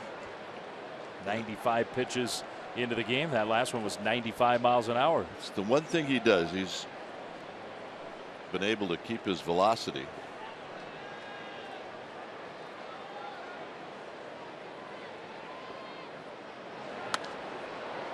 Another foul ball. I think Buster Posey had asked Samardzija on that last pitch to keep it away on that slider from Norris, and he did. But I think the perfect pitch that Buster wanted was for it not to be a strike, thinking that Norris would chase it. So he's asking him to do it again. Do not throw a strike. And he didn't. And Norris didn't swing. Pretty good take, I think. Yep.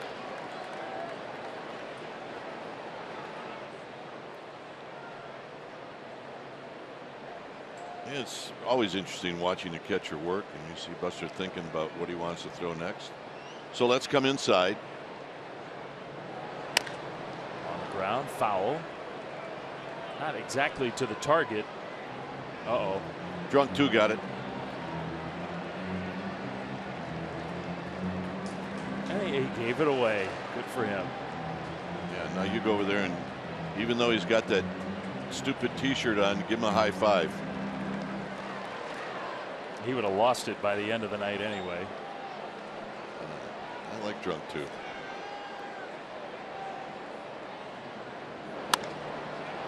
That one's playable. Belt. 2 down.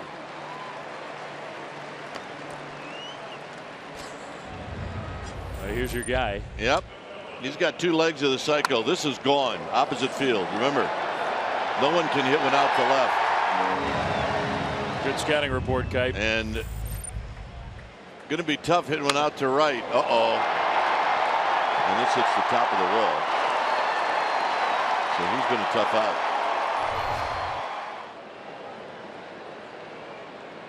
Yes, he has. Ryan Schimpf.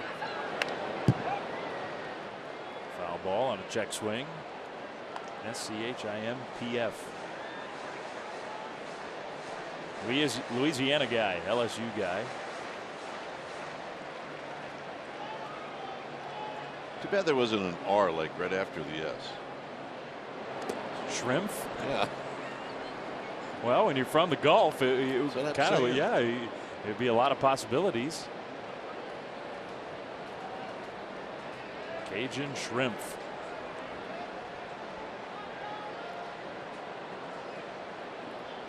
He's got some pop. Not just tonight. That one right there, 1-2. Tough 5 innings for Samardzija, up over 100 pitches now. Instead of Suarez, it's Cantos.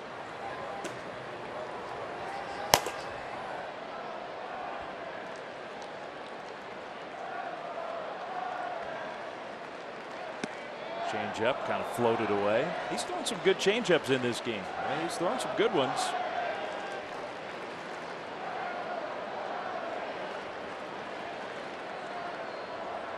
Just has never had an easy inning.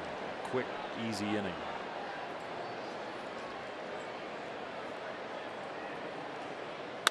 That one hit fairly hard. Pena has this one cleanly. And he throws him out. That was pretty good too.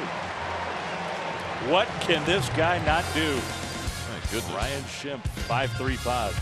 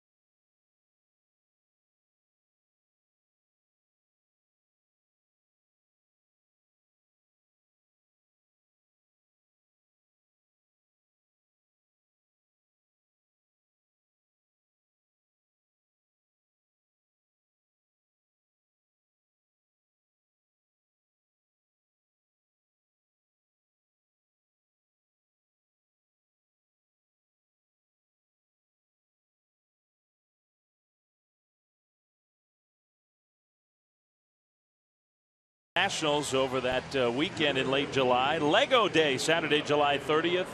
1:05 start time with the giveaway, the Lego Build Experience, and a ticket for the Giants and the Nats. sfgiants.com/special events. Always a popular day. Matt Williamson was announced, and that brought Andy Green out. Okay, so how about this? Another pitching change. When it's time for a change, things speedy. Oil change and auto service. Your oil change tune-up and smog experts. We'll be back.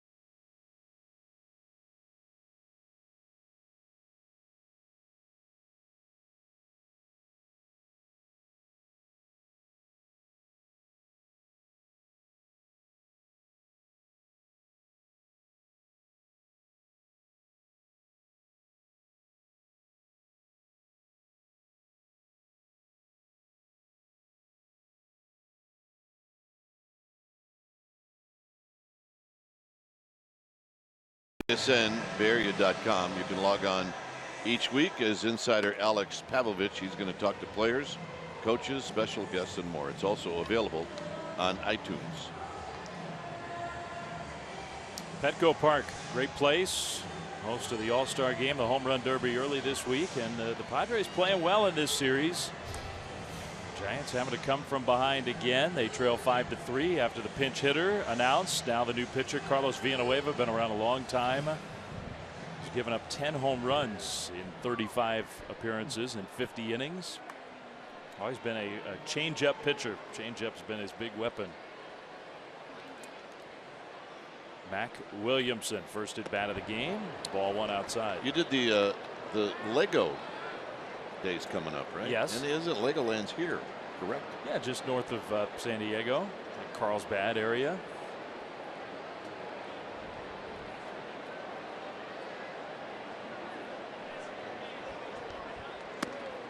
Strike one.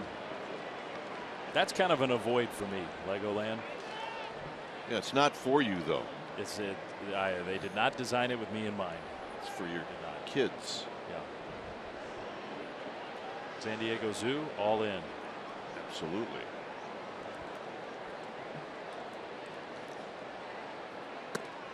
Strike two to Williamson.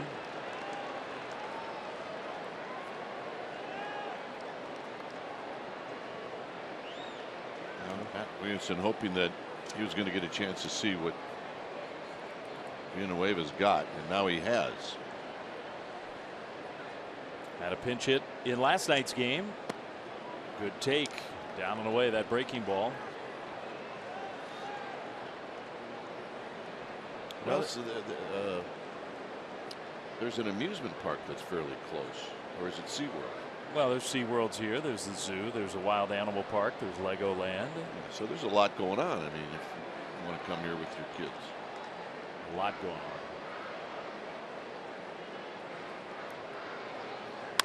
Williamson deep to left field. A towering shot and gone. Is right. A one-run game. Bruce Bochy looking pretty smart. They got that matchup. They made the move. Williamson takes Villanueva deep. Well, that's a pitch down and in, and Mac Williamson, who can hit a lot of topspin line drives, gets underneath this one because it's a hanging breaking ball in. And when it left the bat, I thought it was going to hit the scoreboard, and then I thought it was going to be caught. And then it went over the wall. Just over the wall. And Giants fans come back to life. First career pinch hit home run for Mac Williamson. And he's sharing some info with Buster Posey.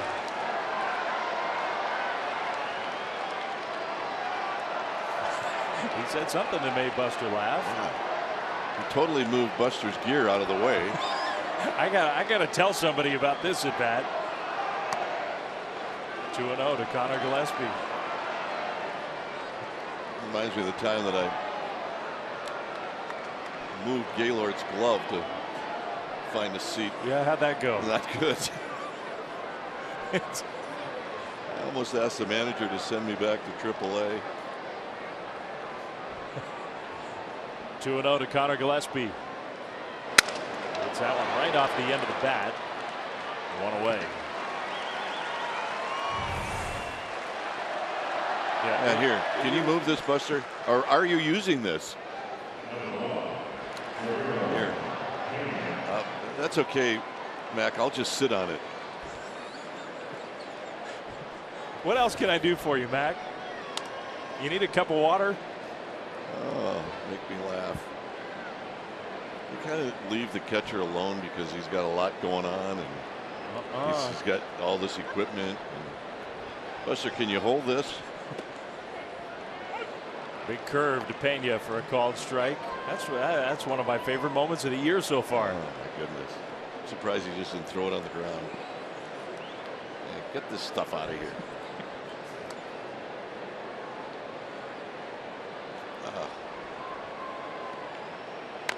Pena right off the end of the bat. It's called the joy, the euphoria of hitting a home run, where you kind of lose the space you're in. Buster finally said, well, I'm just going to wear it. I was hoping to get a little breather here with my turn not coming up for a while, but yeah, I'll just put it all back on. Blanco has a bat. Ruben Tejada also preparing to hit. Pena, deep right field. This game is tied. The little guy with some big time power. His first home run with the Giants.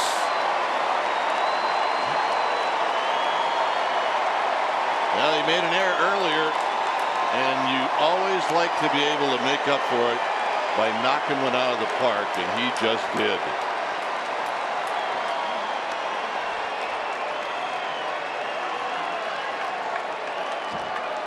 Now let's see where this one was. It had to be in. Down and in. Not down, but in. Right around a little bit above the knees, and that's it. Gone.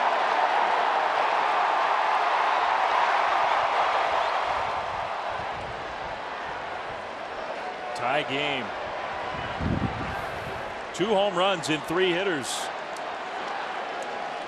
Buster Posey may have to move. Here's Tejada. Still only 1 out. Hitting for Samardzija. Who, I mean, it may not make a huge difference to Samardzija, but he's off the hook. 5-5 to score.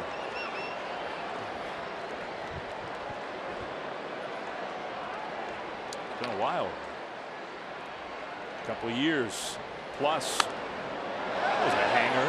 Tejada just a little bit out in front. Norris with room. 2 down. But it always feels huge. You can put pressure on the other team. You're coming from behind. You're having good at bats. Get the game even again. And against the Padres, I think even more so. They have a really solid 7th, 8th inning back end of the bullpen, and now maybe you avoid some of that.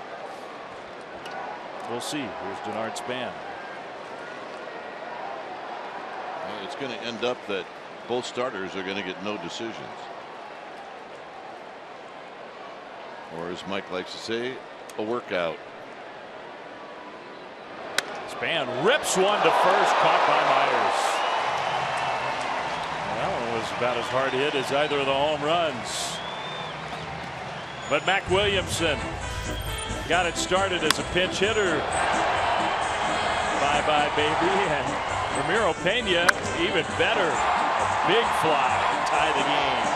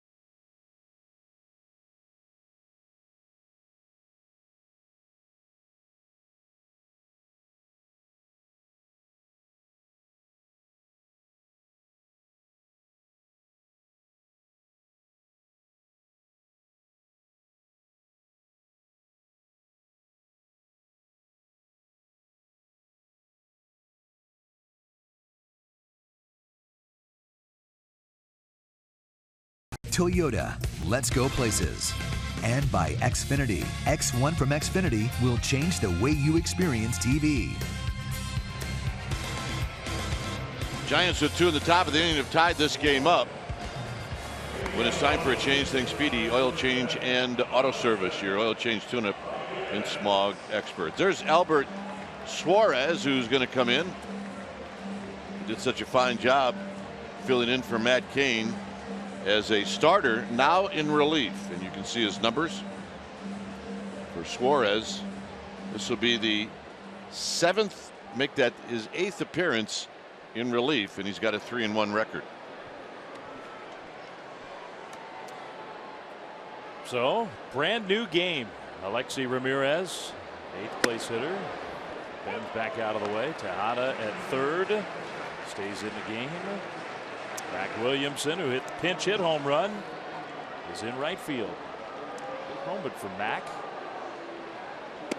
That's a good curveball. Strike 2 swinging. Ramirez with the single, was walked intentionally. We've been on base both times.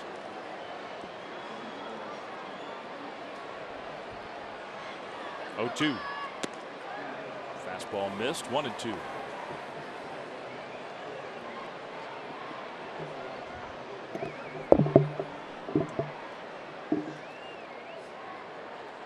Here's the 1-2. Ramirez fouls it out of play.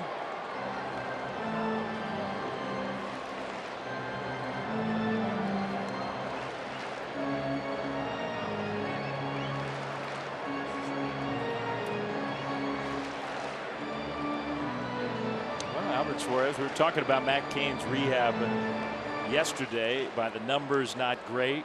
Health-wise, totally fine. He'll throw a bullpen. The Giants make the final determination, but plans are that Cain's going to pitch in Boston. Back into the rotation. That one is low.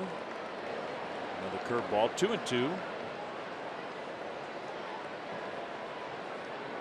And so that means Suarez is available out of the bullpen, and we'll see if Suarez is the guy to lose his spot on the staff or not. That one is low. Full count. 3-2. Harder breaking ball. That's not a guarantee. The Giants sent him down, remember, last time because he had started a game. He wasn't going to be available for several days. They needed an extra arm, so he was the guy who got sent down when Romo was activated. Different situation here. He's totally fresh. 3-2. That's ball 4. Well, that did not go well. Got ahead immediately. 0-2, and he walks Ramirez, who's tough to walk. Those last few pitches were not close, so that's a mistake. Now Alexi Amarista comes up as a pinch hitter. That one will make the manager a little grumpy. Come back and tie the game, and then immediately a rally for the Padres on ball 4. Here's Amarista. He just got called up from the minor leagues himself. Melvin Upton Jr. went on the bereavement list. So Amarista back here in the big leagues. Left-handed hitter. Suarez and the Giants will pay attention to Ramirez. So now 5 out of 6 innings. The Padres have their leadoff hitter on. Pitchers have been pitching under duress the whole game because of that. Tejada in at third. Big swing by a guy who does not swing or play like the little guy that he is. I mean, he's one of the smallest players in Major League Baseball. You stand him next to Jose Altuve. They're about the same height. Yep. And you're right. He does swing hard, and he always has.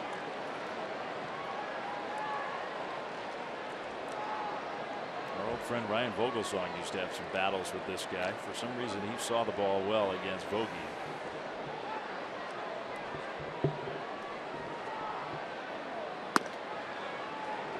One and one. You saw he's done. He made a rehab assignment. He did. I did not see how it went. I saw that he pitched, yeah. But that's just an accomplishment in and of itself to be back on the mound this soon. Good for him.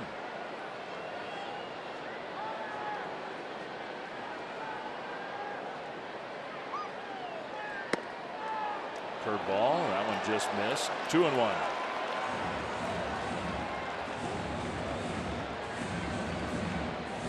I think you always are a little anxious about these pitchers who have so much time off. It's one thing to be fresh. It's another thing. Giants relievers have not been in a game for a long time with the All-Star break. And that first outing, those first few hitters, whether there's a little lack of sharpness. It's the dilemma for the pitching coach. Pitch too much, pitch not enough. You know, you're always worried about things like that. Yep. I mean, everybody in this game, in this sport, is so ready for the All-Star break just to get a little breather. And yet then you have the breather, and it's a sport of timing. Yep. Not easy either way. Ground ball. We'll see if the Giants can turn two. There's one. Crawford to first. Two. They did. It's a double play. That's big. Big. Well, it's up to Payne to give Crawford a good feed. And just where Crawford likes it, and with his strong arm, you're not going to beat that throw. Nice job.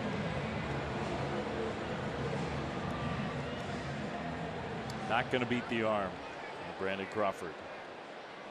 So that is big. Now you got the top of the order, but 2 down, nobody on. Jankowski, who was a pain on Samardzija. Ball 1. I'm not advocating just throwing one right down the middle, but you do have to challenge a player like this who does so much damage when he's on the bases so fast. He's not a home run hitter.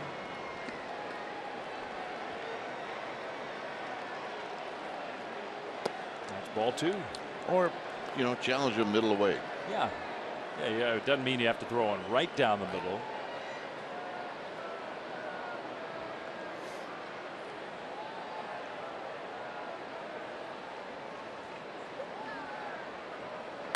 That one is a base hit. Well, he earns his way aboard this time. Span made a pretty good play to cut it off. That'll hold Jankowski to a 2-out single. He does get the Padres' best hitter to the plate. Well, now it's up to Suarez to give Buster Posey a chance to throw out Jankowski, because you would think with 2 outs he's going to try to steal. Yep. Even with a guy who's got 20 home runs, who's got all the power that Myers has. It is the spot where a base stealer, you would think, would be trying to go. So we'll see. Not going on the first pitch. It's a called strike with the slider. And your concentration really has to be on both the runner and the hitter. But first and foremost, you got to worry about the guy at the plate. And it's a guy as good as Will Myers is. 0 for 2, but with a walk and a run scored. Had the big game last night. Not going again. Myers, a little dribbler, foul. 0-2. And I think you also now ahead 0-2. I mean, Myers is an excellent hitter, but he wants to swing the bat. He is aggressive. And this is where you can try to use that aggression against him.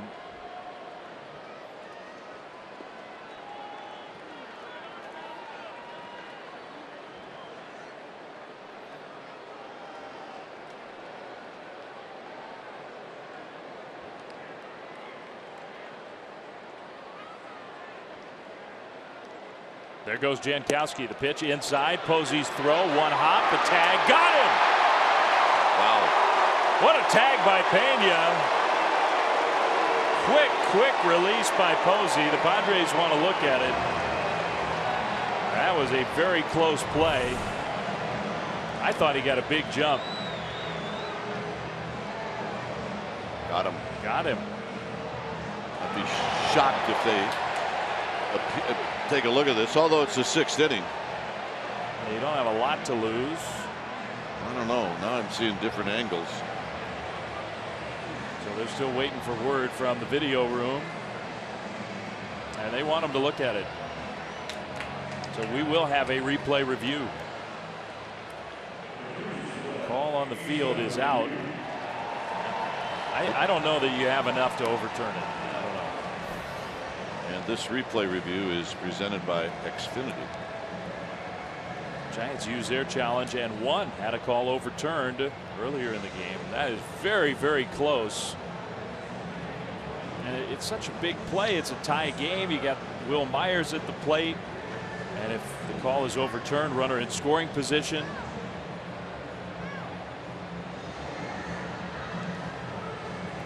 I don't know if there's enough to overturn it.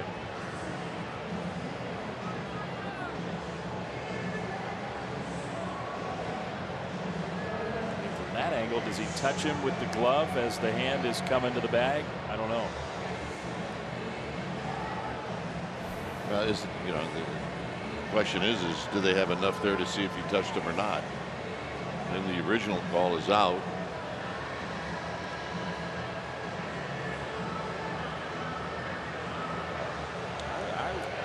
I was sort of surprised they made the ruling they did earlier in the game. Let's see.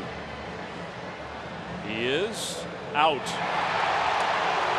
What a great play by Posey and Pena. The inning is over. John will come back over and join Kipe here on the TV side. Hey, see you later. Big hitters coming up. Giants have tied the game. Got it.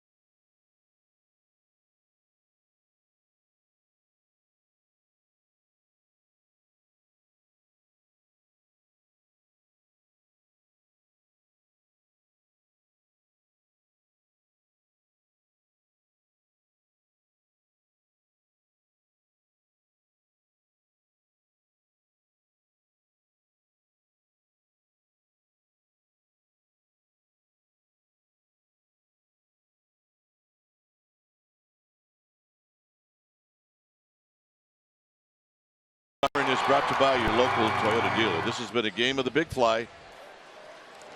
It's a 5-5 ball game. Giants with 10 hits. Samardzija left after 5. Perdomo went 4 2/3. Shemp's got a home run. Kempa's got a home run, and it's time for a change. Thanks, Speedy Oil Change and Auto Service. Your oil change tune-up and smog experts. It's Brad Hand who is pitching to Angel Pagan. Also home runs. Pagan, Williamson, Pena. Those are the numbers for Hand. He's had a good year. He pitched in inning. He threw 13 pitches last night. And it's 2 balls and no strikes. John Miller is back after handling 3 innings over on the KNBR side. It's great to work alone because you're never wrong. No, I second guessed myself 3 or 4 times. I was thinking about that. You said that last night, and I thought, oh, this is kind of a luxury. Yeah. And I'd say something. No, I don't think so. I may be wrong on that one. Here's the 2-0 to Pagan, and Pagan takes a strike. Belt on deck. So thanks for planting that seed into my mind. Yeah, well, you always got Lee Jones. You can lean back and say, "What do you think, Lee?" And then you'd see Lee going. Lee in his retirement tour. Yeah, this is it. 2 balls and a strike. Pagan is 2 for 3. He's hit the ball hard 3 times. And he fouls this one back. It's 2-2. There was the home run by Williamson, because it sounded off the bat like boom. What a shot. And just a soaring, majestic drive to left field. And I was second guessing myself on that one, because immediately I thought, well, that's gone. Oh. And then I'm watching the left fielder going back, and I'm thinking, I hope it's gone. I may be wrong. But it made you several rows back. I told Dave, first I thought it was off the scoreboard, and then I thought it was going to be caught. 2-2 to Pagan. And a full count. Well, he did crush the ball. He did. And not many guys hit a ball higher and get a home run than did Williamson. I'd like to know what the apex of his shot was. It may have been up there 120, 130 feet. Absolutely. And the payoff. Hit up the middle. Ramirez is going to have to hurry. And they're going to say they got him. And it's going to be close. I think the Giants may go to the videotape on this one. So are the Padres. Yeah, the Giants have immediately asked for the replay review on this one, and I think Pagan's going to be called safe. Yeah, he's safe. This will not be a long one. Should not be. This replay review is presented by Xfinity. So the crew chief, the plate umpire Dana DeMuth, and Gabe Morales, the first base umpire who made the call, put the headphones on. There you see it. The throw's got to be in the glove, securely in the glove, before the foot hits the bag. This will be the third review we've had in this game. Even if it's simultaneous, the runner is safe. The ball's got to be in there before. Yeah, he's safe. And that was a very short one. That's the third hit from Pagan tonight. So Pagan with his third hit, and there's the play one more time. And it's on those plays where Major League Baseball decided we need the replay system. Well, those are the easy ones to correct. Belt is 0 for 3. Hit a ball on the line in the third inning right at Ramirez, who was the only defender on the left side of the infield, and that's the way it is right now. And I'm not saying it's an easy call to make, although the Major League umpires are so good. They make it look easy. For the most part, they get them right. And when you see a call like that, you're always kind of shocked.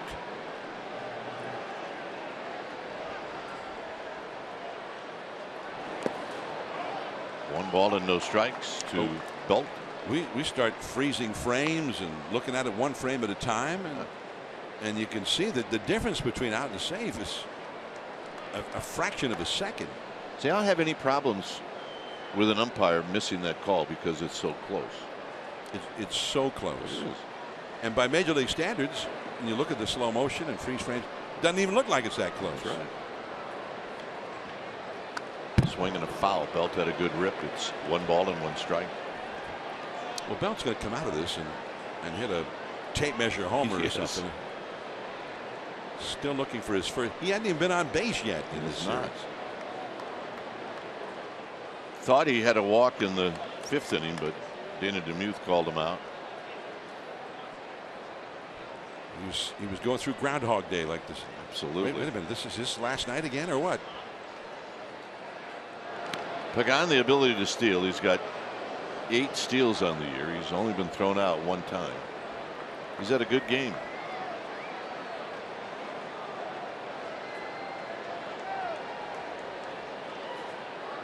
Kemp off the line in right field. Everybody else straight away.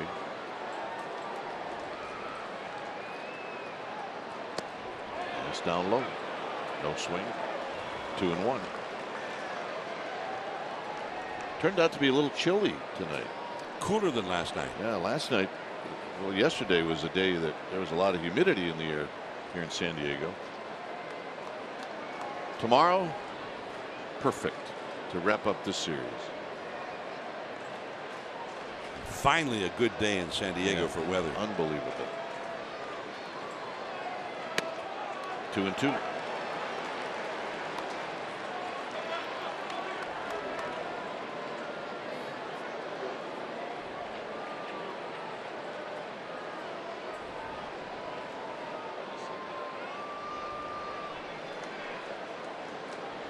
Two-two pitch coming up to Belt. A lot of people call this the action count. We'll see if Pagan goes.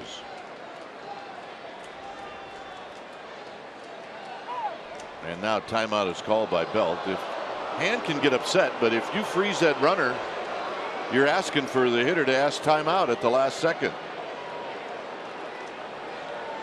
So that's on the pitcher.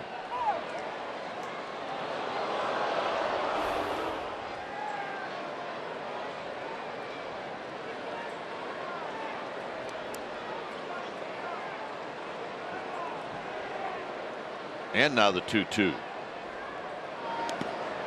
And a full count. Good block, by the way, by Norris.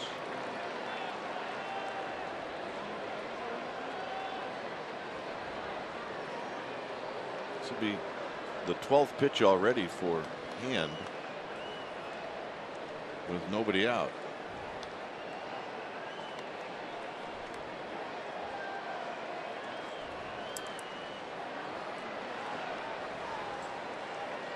Three and two. Pagan with his lead. Foul back. I don't know if Pagan was supposed to go or not, but it looked to me like he did not get a really good jump, so he decided not to go.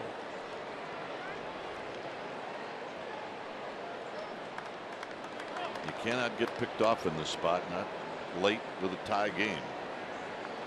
The big hitters are up. They're coming up, and they're up. You could be in scoring position at first base with these guys up there.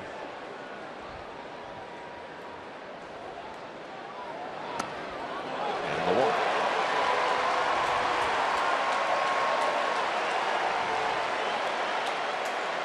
So here comes Buster Posey.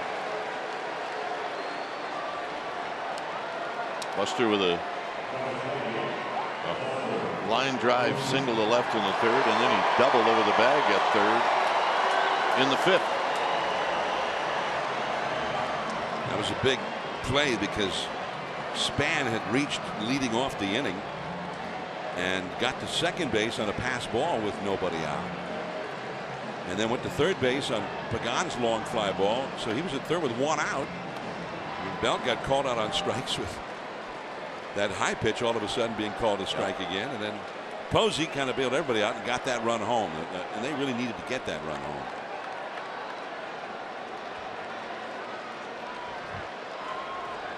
So Buster Posey 2 for 3 with an RBI. He's got Pagan at second. He's got Belt at first. And he's laying in the weeds, and he fouls that one straight back. And throws hard. That was at 95. As we've seen over the years, high velocity on the mound is kind of the way Buster Posey likes it. Buster's seen Hand only 4 times. He's had a single, a double, and 2 walks. And the count of 0-1. Cast this one high to even the count.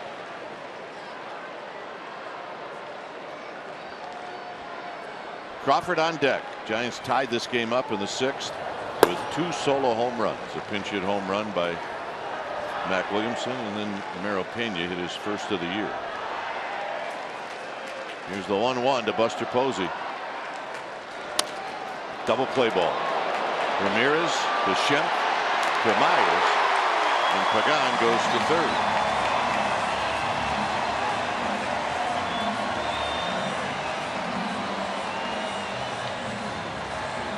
So now it'll be up to Brandon Crawford to pick up Buster Posey.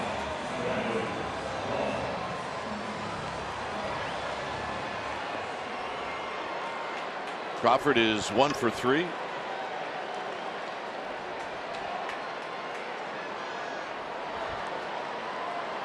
Certain at bats in a game you'd like to have back, and I guarantee you Buster Posey would like to have that one back. Well, the pitch was down, I think, a little bit below the strike zone, and it's the kind of ball that often ground balls are made of.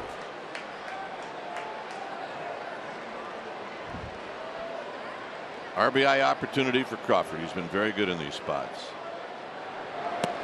And a half swing, and it's 0-1.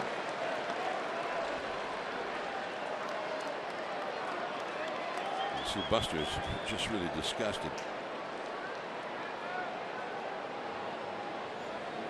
Of course, when you're the catcher, you're working the pitching staff, and you got a lot of other things. You got to kind of shake that off right away. You can't stay disgusted for very long. Can't Plus, take it back out on the field with you. You got a teammate that just might pick you up here. 0-2.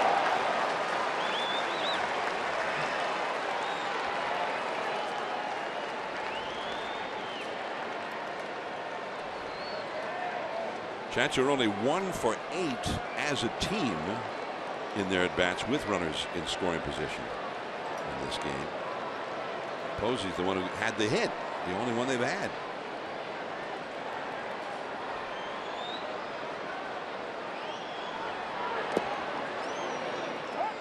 Crawford that time took the same pitch that he chased. Going after a couple of those breaking balls for 2 strikes. So he restrained himself there. And Hand, seeing that Crawford being very aggressive in this plate appearance, he's using that against him so far.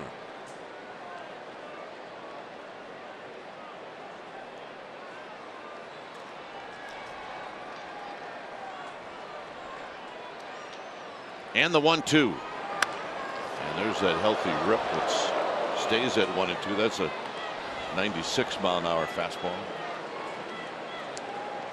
Crawford is, I think as Giants fans well know, has hit well against left-handers coming into this game. .288. He's hit a little better against lefties than righties. And of course, with runners in scoring position, hitting .356.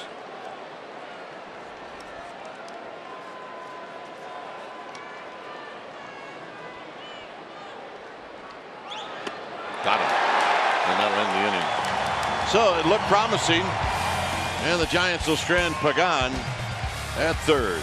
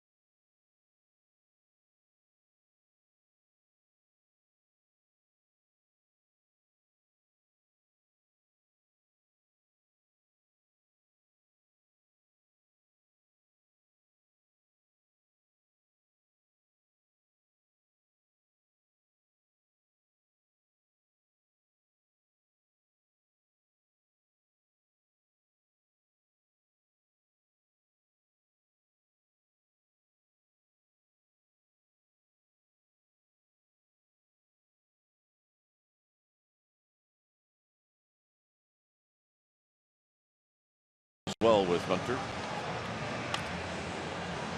So he played the 3 innings tonight, according to Chris Haft of MLB.com. And he left that game earlier than planned. And Bobby Evans said in a text message the pen seems okay. Apparently did not aggravate his injured right hamstring. So that's good news. As Suarez is facing Will Myers. In a tie game, it's 5-5. There's a Padre fan that came up with the baseball. Bobby Evans said that maybe he felt he got hit in the right leg by a pitch in his first plate appearance, as Henry said.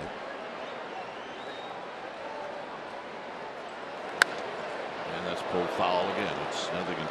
But Bobby Evans in his text said that maybe he felt scar tissue, if anything, during the 3 innings that he played. He felt good after he came out. Now, how are you going to rehab and then first at bat you get hit? In the right leg. Unbelievable. Anyway, it's 0-2 to Myers. Down low.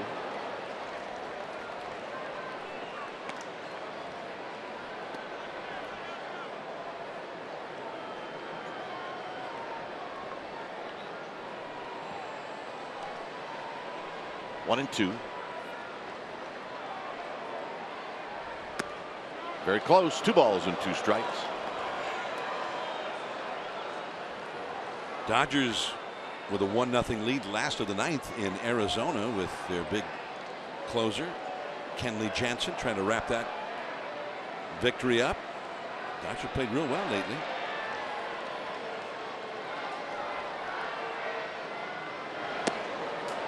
Yeah, and the one guy that has killed the Giants, Jake Lamb, is the Diamondbacks hitter that with 2 outs and 2 strikes in the tying run at second, he doubled to left field.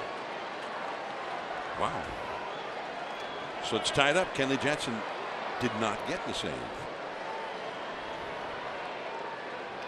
And the Giants do it again. Man, to have a 2-strike count on a hitter has been a nightmare for the Giants tonight. For Samardzija, now for Suarez. Suarez has had very good control. That's one of the things that Bochy loves about him, is he goes out there and throws strikes. That's the 6th leadoff hitter that's reached here at Petco Park. 2 innings in a row for Suarez to walk the leadoff hitter, but to get ahead of him, and I mean, how many times do we see with Samardzija? It'd be 0-2, then it'd be 2-2, 3-2, and then he'd walk him, or they'd hit their way on. Here's Kemp.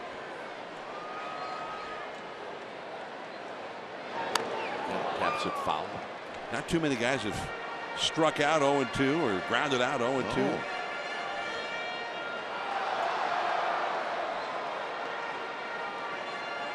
Giants have walked the leadoff hitter 4 times in this game.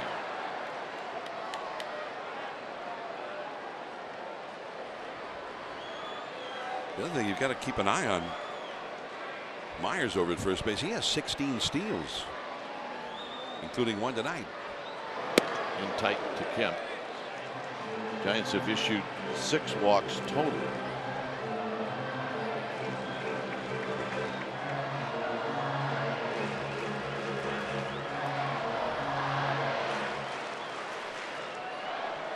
The Giants got a double play ball in the 6th. And the Padres got one in the top of this inning.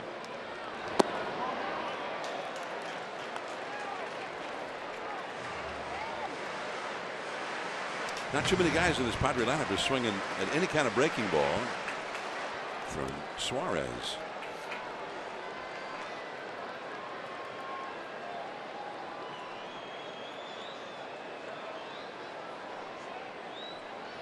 Did something that's not a fastball here. And there's a base hit into left field. Well, this is going to be trouble. Pagan wisely throws into second, and now the Padres have runners at the corners with nobody out. And that's what happens when you walk that leadoff hitter. Well, that was definitely a breaking ball, and it was down, but he hit it solidly. little snapping breaking ball that he wanted to throw.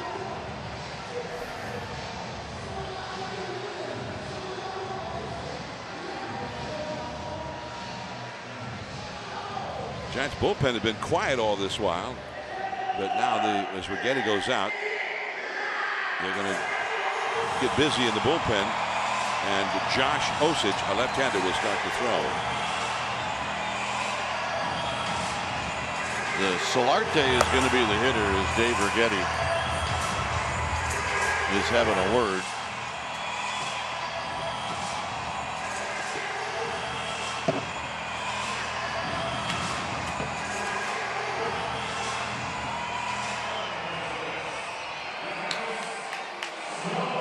Solarte had a bloop single in the first. Since then he's bounced out twice to Belt. If you can retire Solarte without that runner scoring at third, then you got a chance to bring Osich in to pitch for the strikeout or double play ball.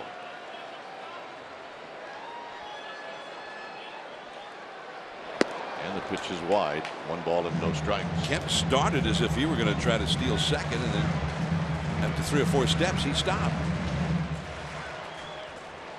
Looked like one of those cartoon runners as the wheels were turning, and and then he didn't go anywhere. Wave your arms really fast, it makes you look faster.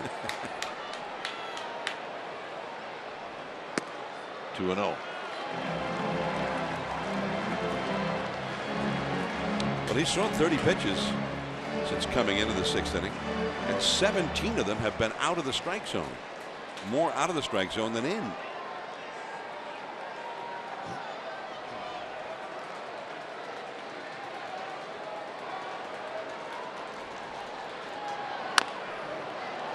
I was going to say Solarte wants to swing, so if you get the ball close to the strike zone, he's going to take a hack at it.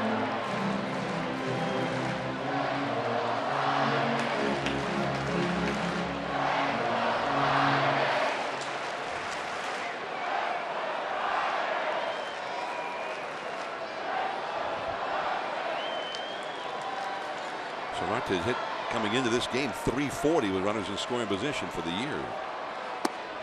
Good pitch, 2-2.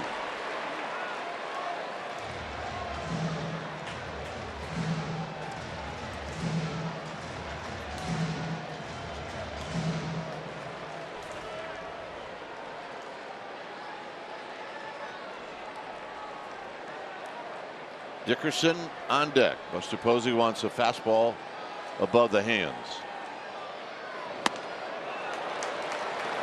3-2.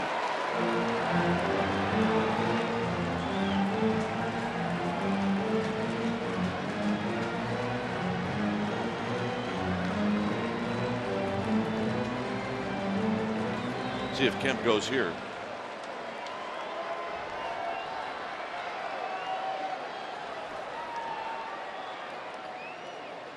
He does not.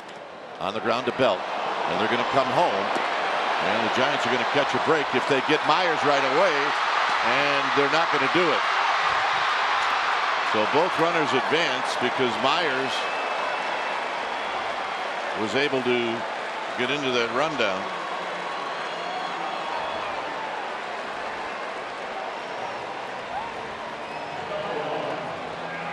Well, they end up better off than they started. They had first and third. They have second and third, so Myers did a great job. He did it. It was the textbook way you're taught to do it. Absolutely. You're going to be out by plenty. Well, get into a rundown and stay with it as long as you can.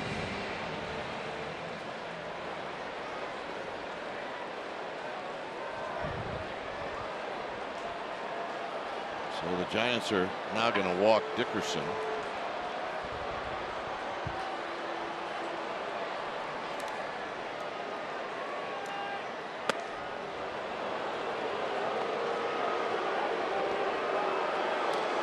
Three, 2, 5, 2 on the fielder's choice.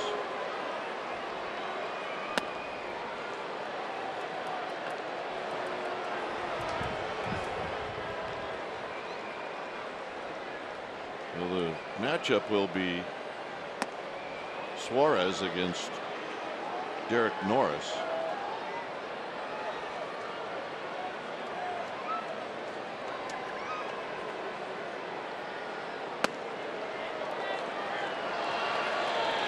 1 out and the bases loaded. So Buster's going to go out and have a word. Crawford will come in, so will Bell.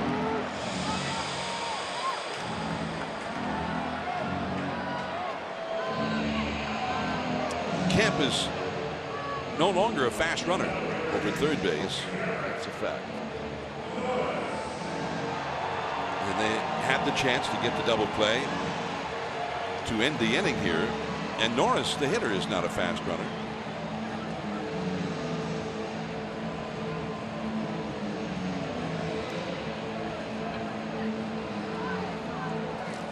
Giants are going to play the infield back. Norris is struck out and he's popped out twice. Once to Crawford and once to Belt.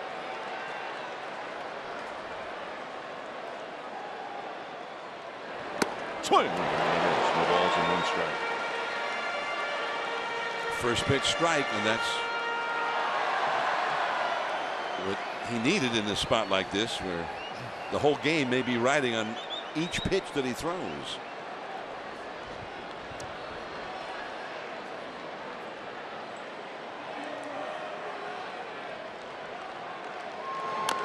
Check swing, roller, foul, 0-2. Good break for Norris that it went foul. Yep.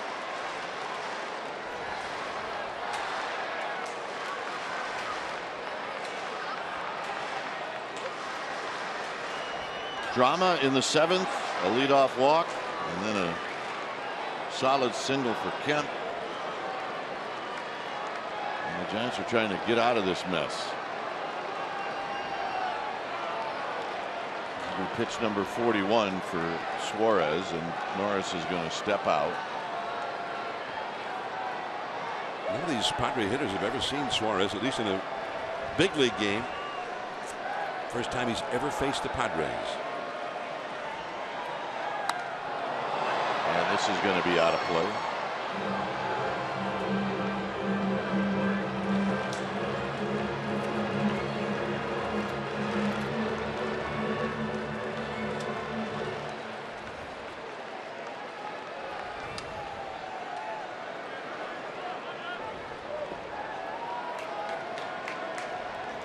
Two.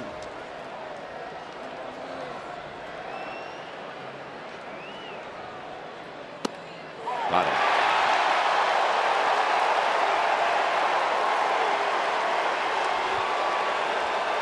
The first strikeout for Suarez comes with the bases loaded. And is this a high strike? We've seen it called against Belt and now called against Norris. When it's time for a change, think Speedy Oil Change and Auto Service, your oil change tune-up and smog experts. We'll be back.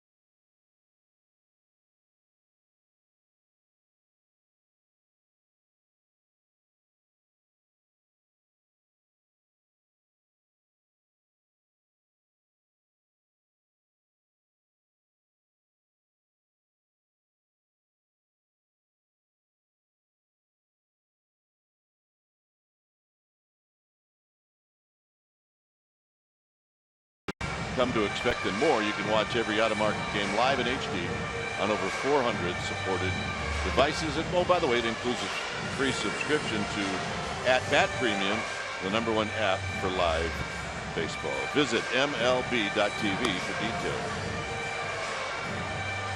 So the matchup is going to be Josh Osich against Adam Rosales, who is going to pinch hit for Ryan Schimpf. Schimpf had a good game. He's a home run and a triple against Jeff Samardzija. But now it's going to be Rosales, who started in the game last night against Bumgarner. And Rosales went 1 for 3. He hit a home run off of Bumgarner. So it's important for Osich to get a strike early to Rosales with the bases loaded in a tie game.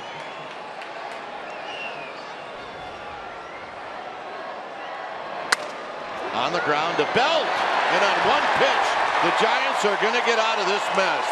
Unbelievable. We'll head to the 8th. Padres leave them loaded. It's 5-5.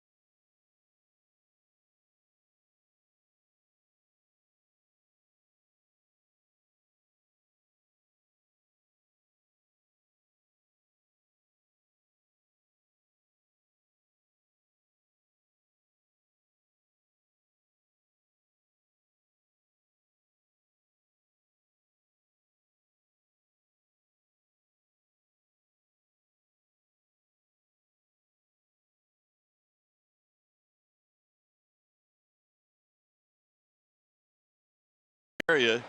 It's an afternoon game here in San Diego. Pregame live will start at 1. Our ball game will start at the bottom of the hour at 1:30. So check us out. Final game of this 3-game series. It is a 5-5 ball game. When it's time for a change, think Speedy Oil Change and Auto Service, your oil change tune-up and smog experts. It's Ryan Buchter. He's on the hill facing Mac Williamson, and here's John. Williamson entered the game as a pinch hitter in the 6th inning with a left-hander, the rookie Bauman, in there. So when he was introduced, they brought in the right-hander Villanueva, and he hit a home run against Villanueva. That ball goes foul, and it was an impressive soaring home run to left. Here it is. Look at the location, and it just kept going. First pinch hit home run in Williamson's young career. His 4th home run in the big leagues this year. And Buchter's over the outside. Strike 2 called. Buchter's one of those guys who he hides the ball well. He's kind of a short armor, and that 92, I think, looks faster than that to a lot of hitters. Yep. He's a big guy. That's how to play, because Williamson's up there. He's looking fastball. That's what he wants. Out on deck is Grant Green. Connor Gillespie is due up next. Or I beg your pardon, when they brought in Osich, it was a double switch. Green came in along with Osich. There you go. It's all for Mac Williamson. So He just kept throwing him fastballs, and he struck him out. So Green will come up. I'm going to take a third shot at this now. Osich came in and was put in Gillespie's spot in the order. And now Green is pinch hitting for Osich. There we go. All right. I'm glad, because I hate it when guys sneak into the game without looking up here and saying, hey, I'm in. He's just come in just now.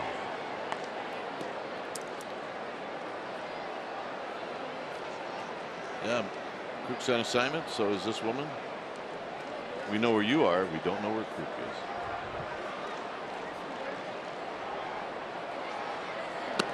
Grant Green, who hit his first home run as a Giant just before the All-Star break, and it was a big one. I think it was a game-winning home run. I believe it was. Not a walk-off, but proved to be the game winner. Hitting .290 for the Giants in 9 games.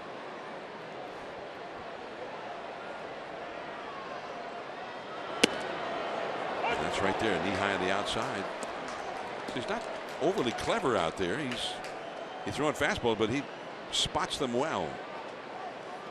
And he's having an excellent year. This guy been around a long time. He's 29 years old. Got into the big leagues with Atlanta 2 years ago for 1 game. That was his only previous big league experience. Green now makes it 2-2. And this guy has been in the Nationals organization, the Cubs, the Braves, the Dodgers, back to the Cubs, the Padres in 2015. It's why, John, teams stay with pitchers like this, because you just don't know when they're going to figure it out. To right field, Matt Kemp. So Green is retired, 2 down.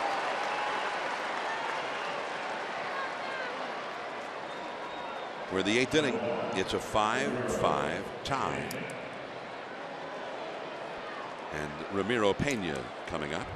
He's had a pretty good night. Yeah, he hit this home run to tie the game.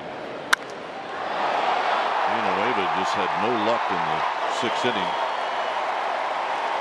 His first in a Giants uniform. And that was a home run hitter's home run. It was. So now he switches around, bat right-handed. There it is. He's hitting that outside corner, that low strike, over and over again to the Giants right-handed hitters. Pena's 2 for 3 in this game. He had a double in the 4th, and then that long home run in the 6th. That home run in the 6th, as you said, tied the game. Pena is hitting .377 for the Giants. On the right field line, foul. 0-2. Buchter, 2.54 ERA, but he gets a lot of strikeouts. He now has 56 strikeouts in 39 2/3 innings, which is extraordinary. But also 39 2/3 innings, only 24 hits allowed.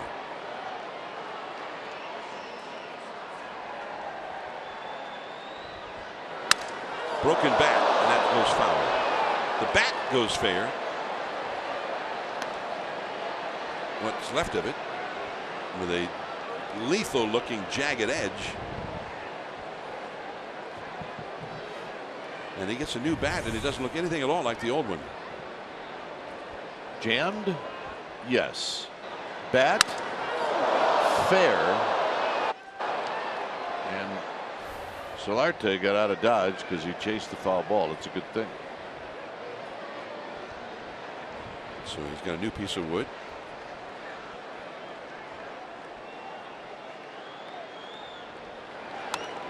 Back to the screen. Had a good rip on that one. Up, but out over the plate. 0-2. Ruben Tejada is on deck in the 9th spot of the batting order. 5-5 here in the 8th inning. The Giants have 11 hits. The Padres 7.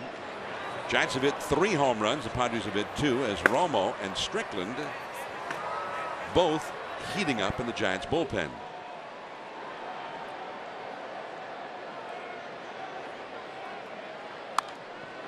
Popped up foul and back out of play again.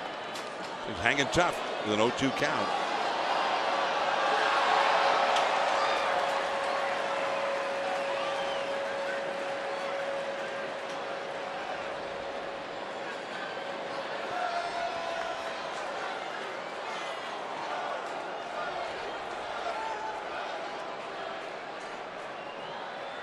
So Buchter, this will be his 15th pitch of the inning. 2 down, nobody on.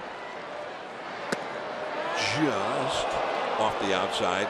Ice water in the veins of Ramiro Pena to take that pitch with 2 strikes. That's a close pitch. And it hits the target of Derek Norris. And for me, that looked like a strike. And DeBuchter and Norris. That's way outside.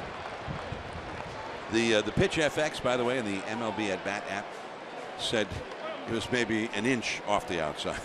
And you know, look, if an umpire calls that a strike, that's that gray area where when they get graded, it's a strike. Yeah, if it's 2 inches off the corner, they consider that acceptable because they're human beings. High and foul. Myers gives chase, but it's back into the crowd. Still 2-2. This is quite a battle Pena is giving Ryan Buchter. If I'd have known that when I was playing, I would have called Eddie Montague gray area Eddie. Eddie talks about it even now because he's an umpire supervisor. He says his advice to umpires: hunt for strikes. Yes. Gray area Eddie. Now we just talk about his gray hair. Popped up. That's in play. Solarte. And the inning is over. The Giants go down 1-2-3. Last of the 8th. It's 5-5.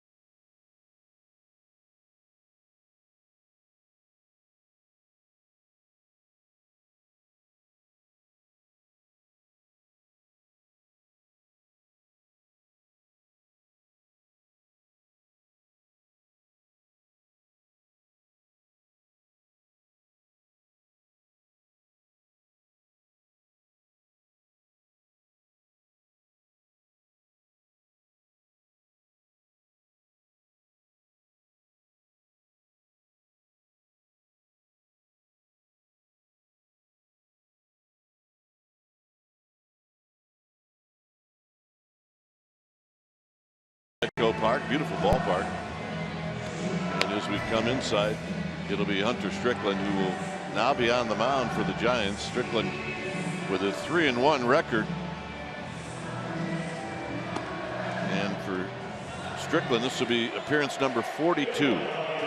11 walks, 29 strikeouts in 32 2/3 innings.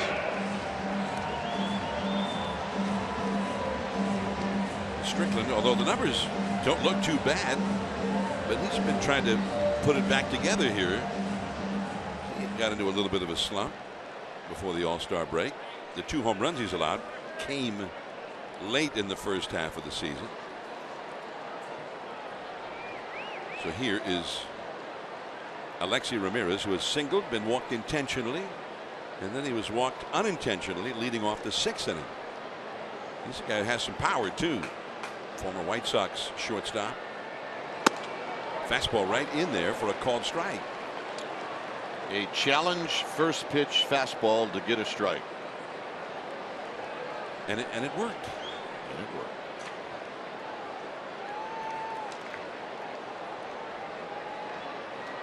Five to 5 tie.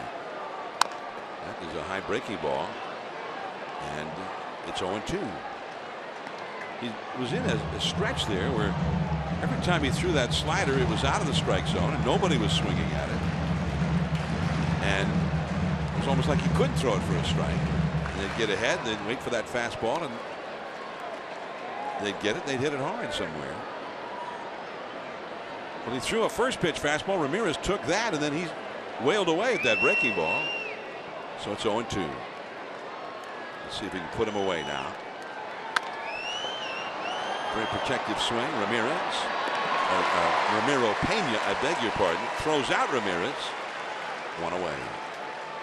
That worked out well. So here comes Brett Wallace as a pinch hitter for Ryan Buckner.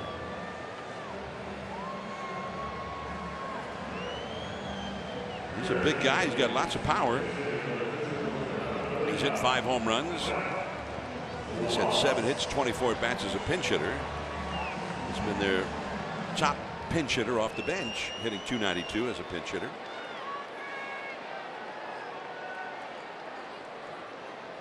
One out, nobody on. Wallace has had 1 at bat in his career against Wallace, and he hit a home run. Against Strickland, Wallace has hit a homer in his only at bat. Yeah, and he'll be looking to do that on the very first pitch. High in the air along the left field line toward foul ground. Pagan gets there and he holds on to it. It was trying to pop out of his glove. It's like that baseball had a life of its own in there. That's over by Nacho Land, so keep it in there. And there you see 2 hands. If you don't do that with 2 hands, John, it probably pops out. So a little lesson for you kids out there. When you can catch the baseball with your glove and use the other hand very close to it, there are times when you need to do it that way. And look at this. That's the whole point. The hand kept it from squirting right out. Here's Jankowski, the leadoff man. And he's been on base 3 times. 2 walks and a single. Takes a called strike. Are those the people on assignment? The ones who want to let Kruk know that they're on assignment. Well, they're not on assignment anymore. I don't think they understand how assignment works. Yeah, it's you don't want people to know where you are. You don't draw focus to where you are when you're on assignment. You're assigned to drop off the face of the earth. Oh, that's right. They gave it away. These guys, they totally get it. And even if they don't, they're drunk 1 and drunk 2. How do they decide who gets to be number 1? Well, Dave and I were saying, as the night goes on, maybe you have to switch shirts. Well, you've had way more than I have here. We need to switch. If you keep going that way, you may not even remember. I see those shirts and I think how much fun Lon Simmons would have had if he saw that. Lon would have had 5 stories. Well, Russ and I were in Philadelphia, and on that night, Went to the bar at the hotel after the game. Russ was number 1 and I was number 2. And that is the inning. Looked like he ran that one away. A 96-mile-an-hour 2-seamer and a very strong inning. For Strickland, onto the ninth. Tejada, Span, Pagan due up. I think he takes over as number 1 right now. Don't dance, Joe.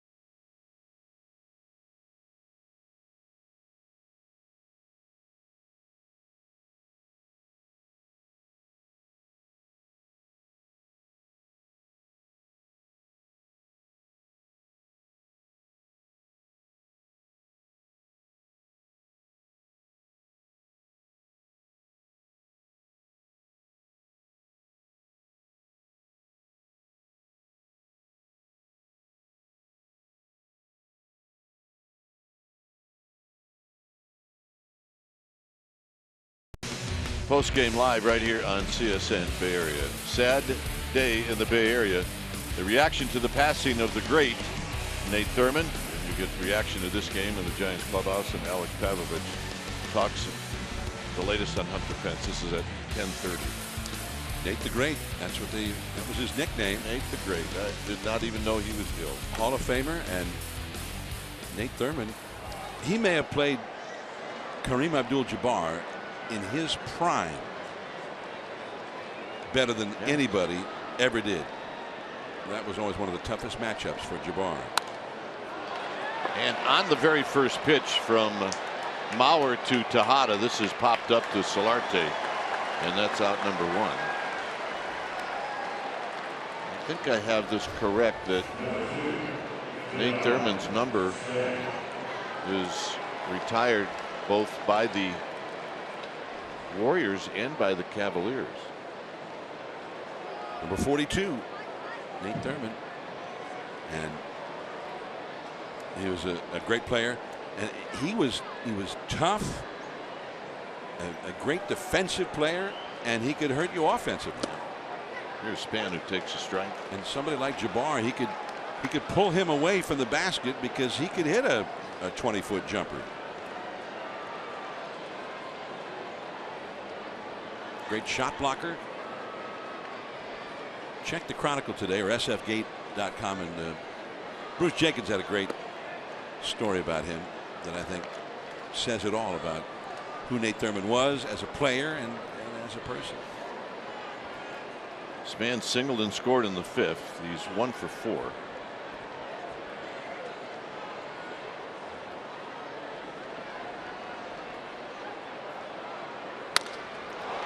Into center field, and it's going to fall. Well, Jankowski was trying to make it look like he was going to catch that ball, and fooled me. Stuck his hands up, and I don't know what he was trying to convince Denard Span to do. That was to mess with us.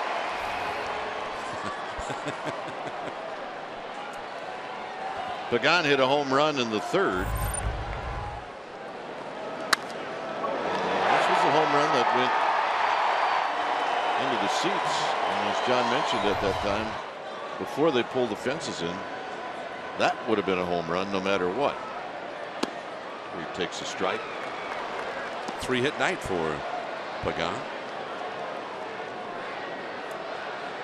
Hitting .290 for the year now, as Sergio Romo and Santiago Casilla both warm up in the Giants bullpen.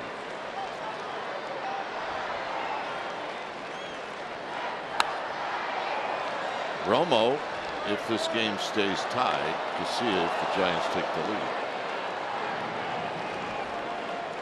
Here's Sam put Casilla on the left, number 46, Romo, with Mark Gardner, the Giants bullpen coach, watching over them.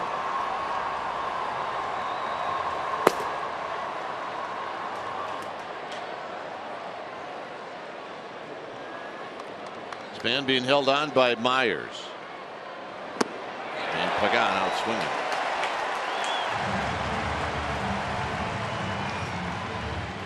And here's Belt.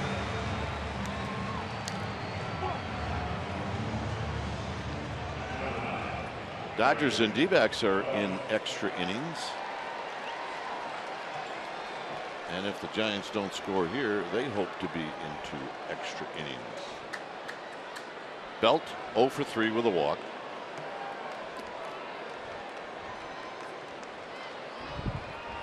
And Span back. Span hasn't looked like he's wanted to steal a bag.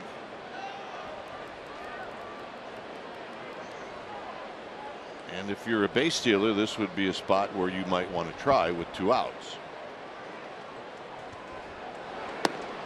Low to Belt with Buster Posey on deck. But you know, look, we have a pretty good idea if guys are healthy, but we don't ever know for sure. This man has been dinged up a little bit.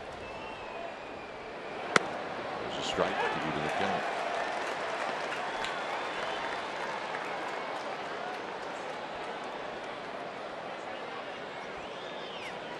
Ramirez, the lone defender on the left side of the diamond. Way out in right field is Rosales.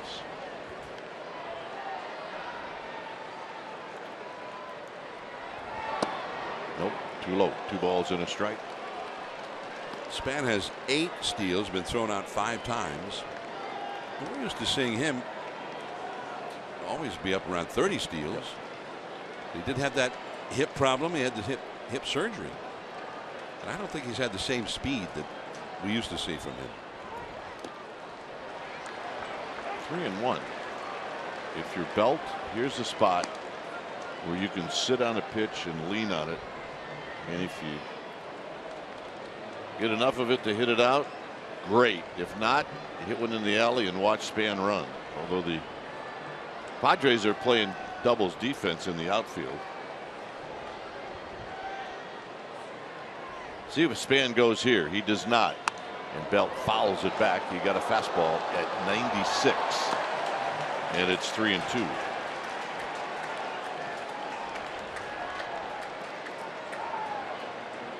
Lauer's a hard thrower, obviously, but this closer role is very new to him. Span will now go. It's 3-2. He goes. Belt fouls it back.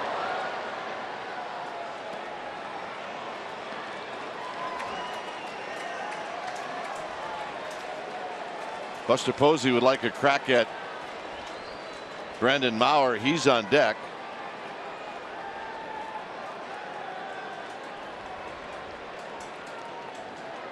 Maurer has had a little trouble with the long ball. He's allowed 6 home runs in 42 innings, which is a lot. Span goes, swinging a fly ball in the park. And that'll end the inning. Bottom of the 9th coming up. And the big boys are coming up. It's 5-5.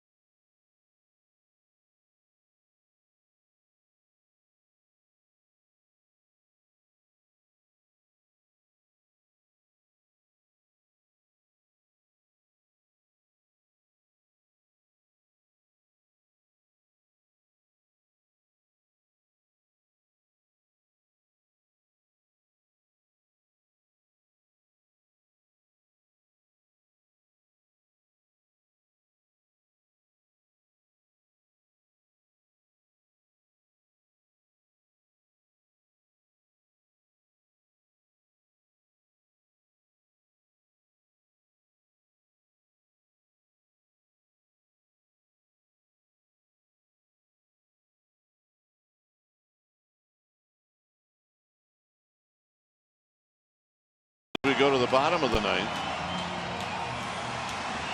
And Sergio Romo now comes into the game.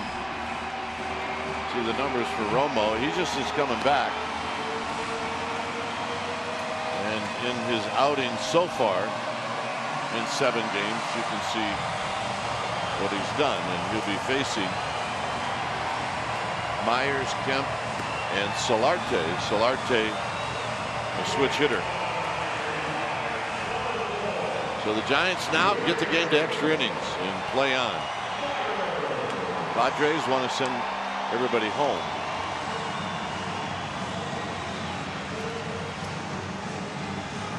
So the matchup will be Romo against Myers. So Romo gets the meat of the lineup right off the bat.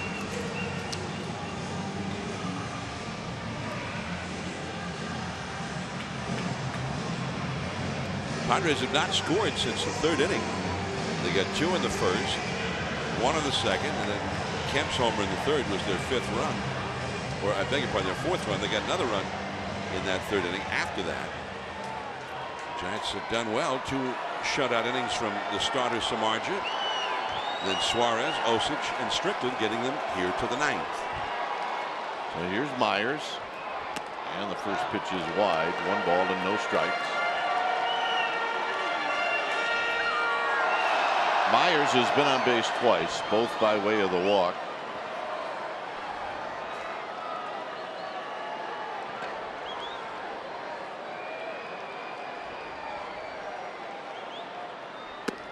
And that little frisbee slider, and that evens it count at 1 ball and 1 strike.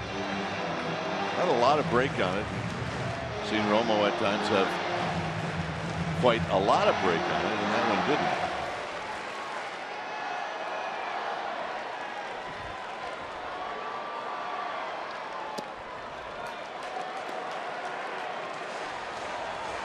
Myers, a home run hitter. He's got 20. And home run hitters consider this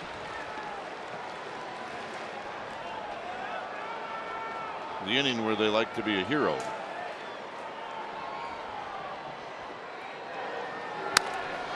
that's fouled on the 3rd base line. Nice play by our ball girl down the left field line.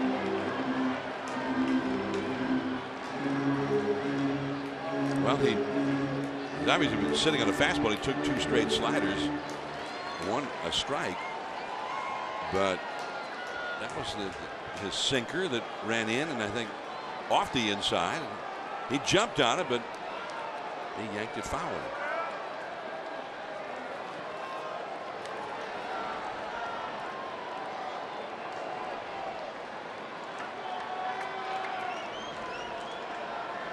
Two balls, 2 strikes.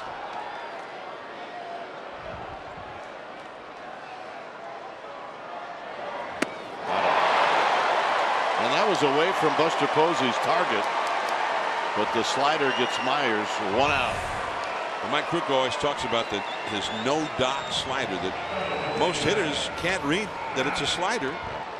They don't see that spin where the seams spin and create a dot on the ball. And here's the Exmo look at it from center field, and he missed it by plenty. He did, and that's a hanger.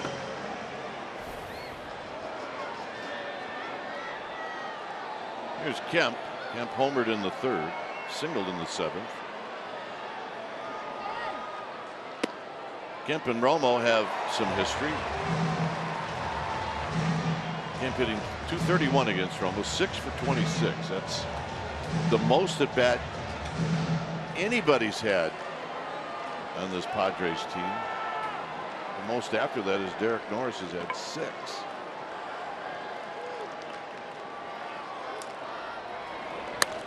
Popped him up. Belt will give chase, and that's out of play. And when you see it's Romo versus Kemp. A lot of those 26 at bats were Giants Dodgers at bats. Yes. You see his career numbers. He struck him out 8 of those times.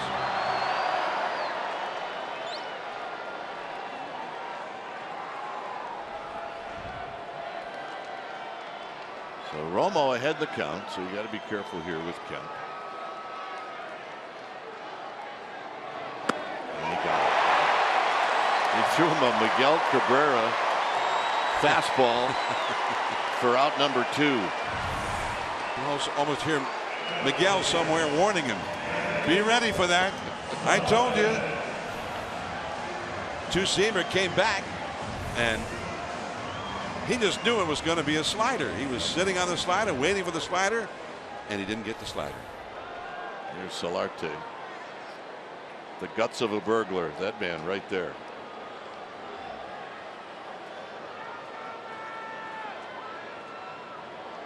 Solarte 1 for 4.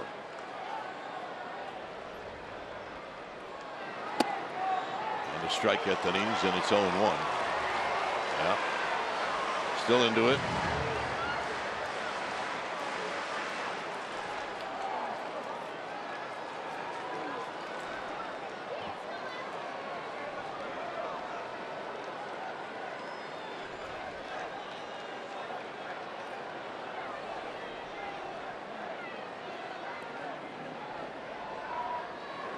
Swing. And a miss. Nothing in 2. I guess that was his fastball, but he took a little something off it. I want this young lady cheering for me. She is into it. She's got the signs. She's superstitious. I think that's going to work.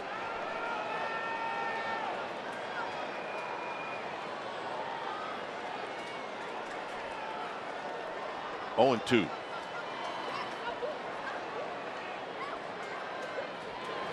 On the ground. And folks, we are going to extra innings. And she is psyched. 11th inning coming up, or 10th.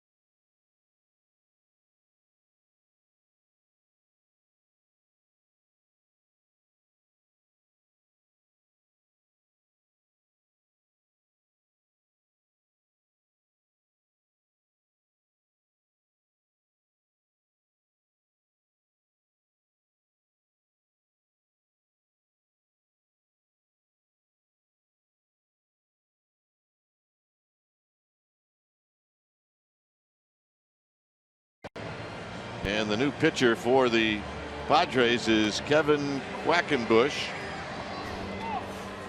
And I'll give you some numbers on Quackenbush. He's 5-3. He's got a 386 earned run average. He's kind of out of the mold of everybody in this Padre bullpen. He can bring it. But 15 walks, 21 strikeouts in 37 innings. So he really isn't an overpowering guy, but his numbers speak that he gets people out, and that's the whole point of it. And here to tell you about the 10th is John Miller. So Quackenbush, who also spent some time in AAA ball in El Paso. Buster Posey leads off. Buster's had a single and a double. And a big rip at that one. I think he'd like to see that one again. High fastball at 91 miles an hour. We need her off the phone and into it. Hey, where's the good luck stuff for Yes. Buster? Come on. Whoever's talking to her right now, say, hey, you got to go. You got to get busy. Oh, we need some hand signals.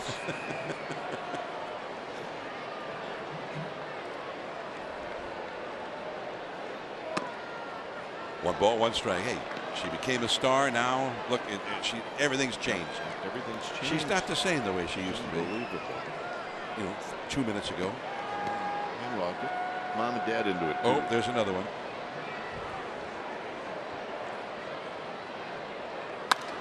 That's hit high in the air, deep into right field, way back there. Goodbye! A long home run to the opposite field. Now she's into it. Buster Posey has given the Giants their first lead in this game. The opposite field, big fly. And if you're a Giants fan in San Diego, go ahead and go crazy. Now, when Buster goes the other way, it's usually a pitch high and away. So let's see where it's at. That's exactly where it was. And he knew it. And on a night where the ball seems to carry a little bit, it didn't need any help. That's an opposite field big fly. 12th home run of the year for Buster. And there's ball 1 to Brandon Crawford. Third hit of the game for Posey. She almost missed it.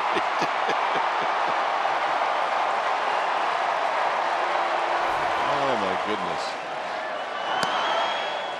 That's called a strike. I do have to tell you that I missed the fan moment of the year. I was watching you and Mike sitting at home on the couch when the lady caught the foul ball with her food tray. Oh my God. Wow. Oh, it That- was like, I want to be in the booth for this. That was one of the greats of all It was time. All time. Mike missed Matt Cain's perfect game, and I missed that. The perfect catch Oh my goodness. with a cardboard tray with, I don't know, 2 or 3 beers and nachos and fries. Oh, my goodness. That's all for Brandon Crawford. Strike 3 call. 1 away. Buster Posey's home run, giving the Giants the lead. And here comes Mac Williamson. Now Williamson hit a home run against a right-hander tonight as a pinch hitter, which brought to mind the fact that in Sacramento this year he hit better against right-handed pitchers. 0-1. Williamson hit the home run back in the 6th inning that really got the comeback going in earnest. That made it 5-4. His first ever pinch hit home run in the big leagues. And then Pena later in the same inning also homered to tie it. Off the inside. Well, don't stop now. If you get into one, you got to add on. Williamson, 4 home runs for the Giants. And one of the 4 home runs the Giants have hit in this game. And that was a big, sharp curveball. And it's 1-2. That worked pretty well. You may see another one.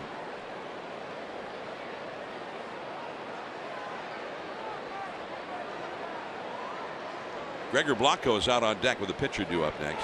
And that's a fastball right in there. Strike 3 call. You can. Well, you can, but it's not such a great idea to guess with 2 strikes. And I'm not 100% sure that Mac Williamson was guessing, but I think he was at least thinking about that breaking ball. Yeah. So maybe 99% sure. Pretty close to 95, yeah. that fastball, if he'd swung at it, he might have maybe hit a gapper. Or, Right. Wow. So I would think here, John, that Blanco's pinch hitting, and then he'll go into the outfield.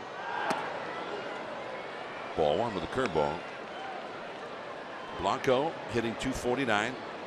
He's hitting .300 as a pinch hitter, and his only home run of the year was a pinch hit home run. Buster Posey's homer to leading off this inning has put the Giants ahead. 2-0.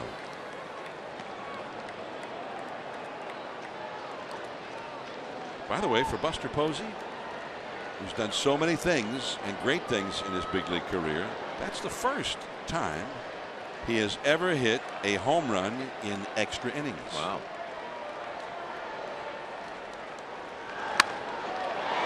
Bloop into left for a base hit.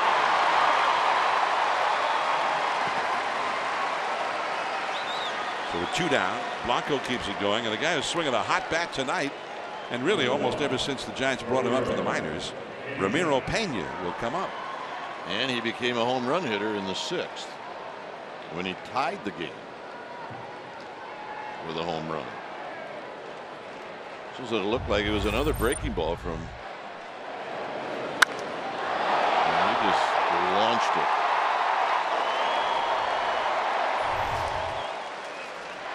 Blanco, who, when he's healthy, as far as we know, he's healthy, but he's had some knee problems this year. Would be a threat to steal here. A steal could be a very big play. He's a base stealer.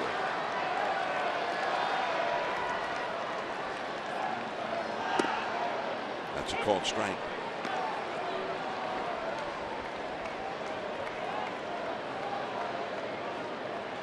Giants tonight have home runs from Pagan, Williamson, Pena, and Buster Posey. 4 homers in the game. They lead 6-5 with 2 down here in the 10th inning. Casilla getting ready to come in for the last of the 10th. The Padres have Dickerson, Norris, and Rosales due up in the last of the 10th inning.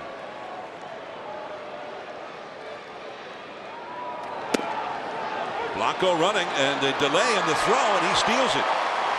Norris had a chance to throw him out and didn't initially make the throw. Yeah, I'm assuming that Norris did not have a good grip, and had he had a good grip, he may have had a shot at throwing Blanco out. It did not look like a very good jump for Gregor, but he does get his 5th steal of the year. Now a base hit could mean another run, which would be huge for the Giants here. And that curve way inside and low. John, you're talking about what the Padres have coming up next. Christian Bethancourt is the only extra man available for that man, Andy Green.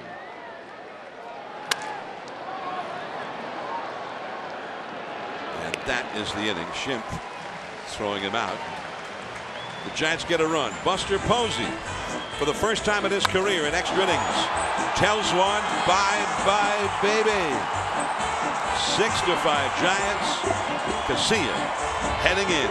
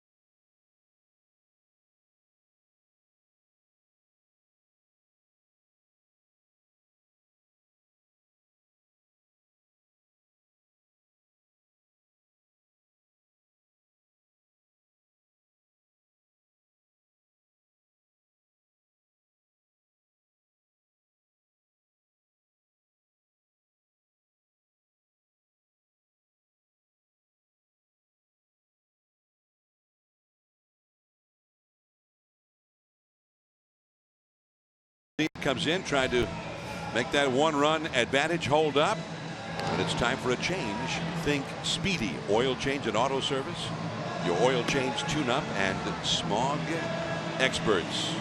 Casilla comes in looking for his 22nd save of the year. Yeah, 1 and 2. He's on the ball pretty good. I mean, he's had a couple of blown saves that have really hurt, but so have most closers around the National League. And he'll come in to face Alex Dickerson.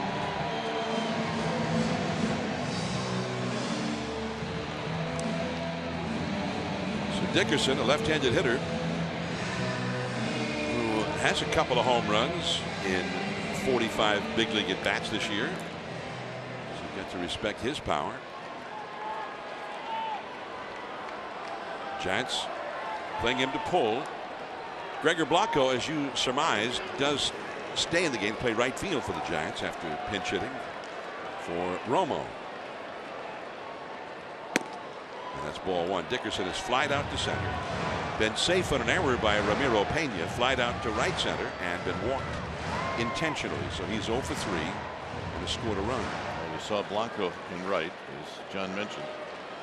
It's wise for Casilla to get into the strike zone as quickly as he can. You know, it's been a while since he last worked in a game. The Giants, of course, got the complete game from Bumgarner last Sunday, their last game before the break. The last time Casillas been in a game was 1 week ago. And he is a guy that I think, like a lot of closers and late inning relievers, is sharper when he works more often. That's a base hit, left center. He fell behind Dickerson. Came in with one, and Dickerson drilled it hard. Well, when you have count leverage like Dickerson had, he figures, look, Casillas not going to be happy if he walks him to lead off the inning. So he gets a 2-0 pitch. That's a pretty good pitch to hit. And now you got the tying run at first base and another leadoff hitter aboard here in this game. And I'll give Dickerson credit. That ball was not grooved right down the middle, but he didn't try to launch it. He went right with it and got the single. And here is Derek Norris, who has 12 home runs. Look out, almost hit him. So those two seamers are not going where he wants them to go. He's missing by a lot.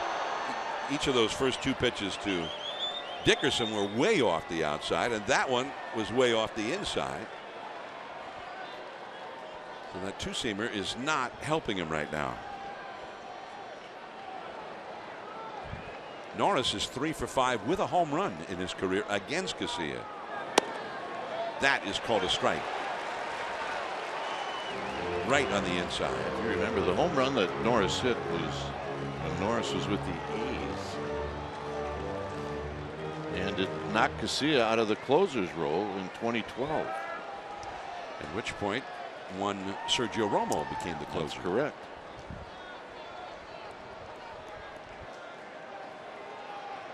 From that point onward, right through the World Series. That's a pretty good pitch right there that Dana DeMuth missed. Buster Posey did a take on that one. Take a look. That's right in there. Yep. Not at the target. Who's poaching? You just can't believe it. Well, look, 2-1 or 1-2. Huge.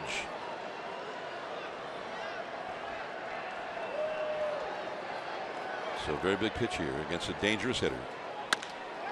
Right center field, a base hit. And that's going to get the possible tying run over to third base.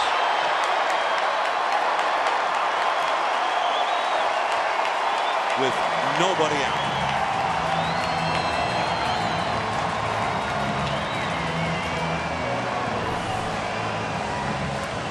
And away from the target, Buster wanted it in. It drifts out to the middle of the plate, and Derek Norris with his first hit.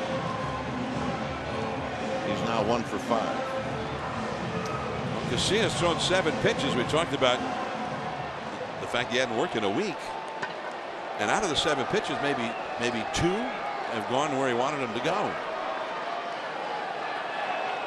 So here is Adam Rosales with the Jets middle infielders pulled in a bit.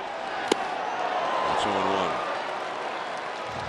So Casillas would like to get the strikeout here. Rosales came in as a pinch hitter in the 7th with the bases loaded and 2 down, and Josh Osich got him to ground out to first.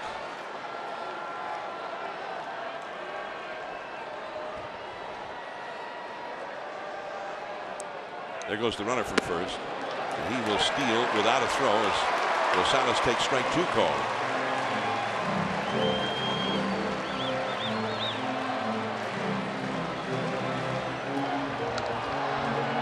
So now runners at second and third. That runner who just took second, he's not meaningless. He's the possible winning run. That's right. And he's now in scoring position.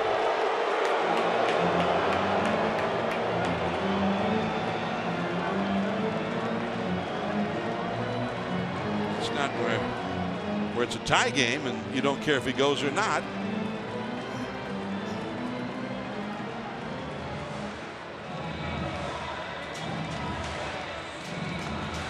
Casillas has oftentimes not been a great guy to hold runners on who might want to try and steal a bag. Norris is not even a base stealer, and he stole it without even drawing a throw. 0-2 the count.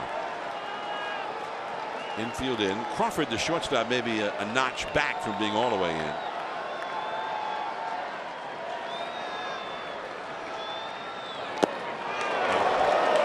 That was a wild pitch in the making, and Buster saved the moment like a hockey goaltender in the Stanley Cup Finals. Well, this could be just a game saver. If you don't make the play, tying run scores, potential winning run goes to third. And there are no outs in the inning. 1-2 the count to Rosales. Alexi Ramirez, another right-handed hitter, is on deck. Curveball. It's a pretty good one. Blocked by Buster. But Rosales was able to lay off. And Garcia, I'm sure, was really hoping that that would be the one to put him away.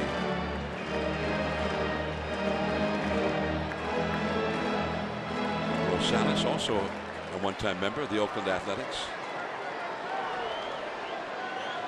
Dickerson, the possible tying run at third.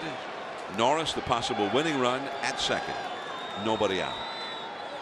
6-5 Giants. That lead is in considerable jeopardy right now.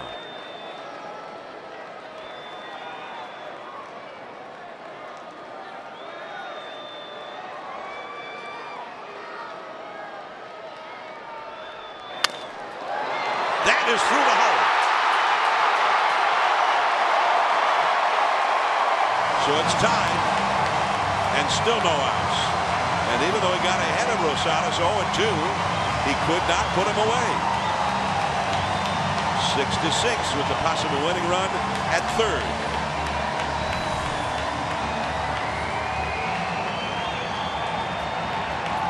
Well, look. You look at this a number of different ways. It is a C&I ground ball. But the fact that Rosales put it in play when Casilla needed a strikeout,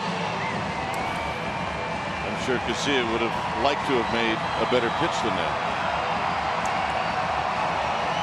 And now you can't just cave in. I mean, you still have a shot at extending this game into the 11th.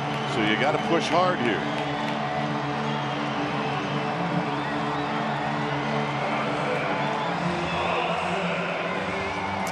And the Padres, they have some options here. Alexi Ramirez. Can he lay down a bunt? Suicide squeeze. The runner at third is Norris. He's not a real fast runner.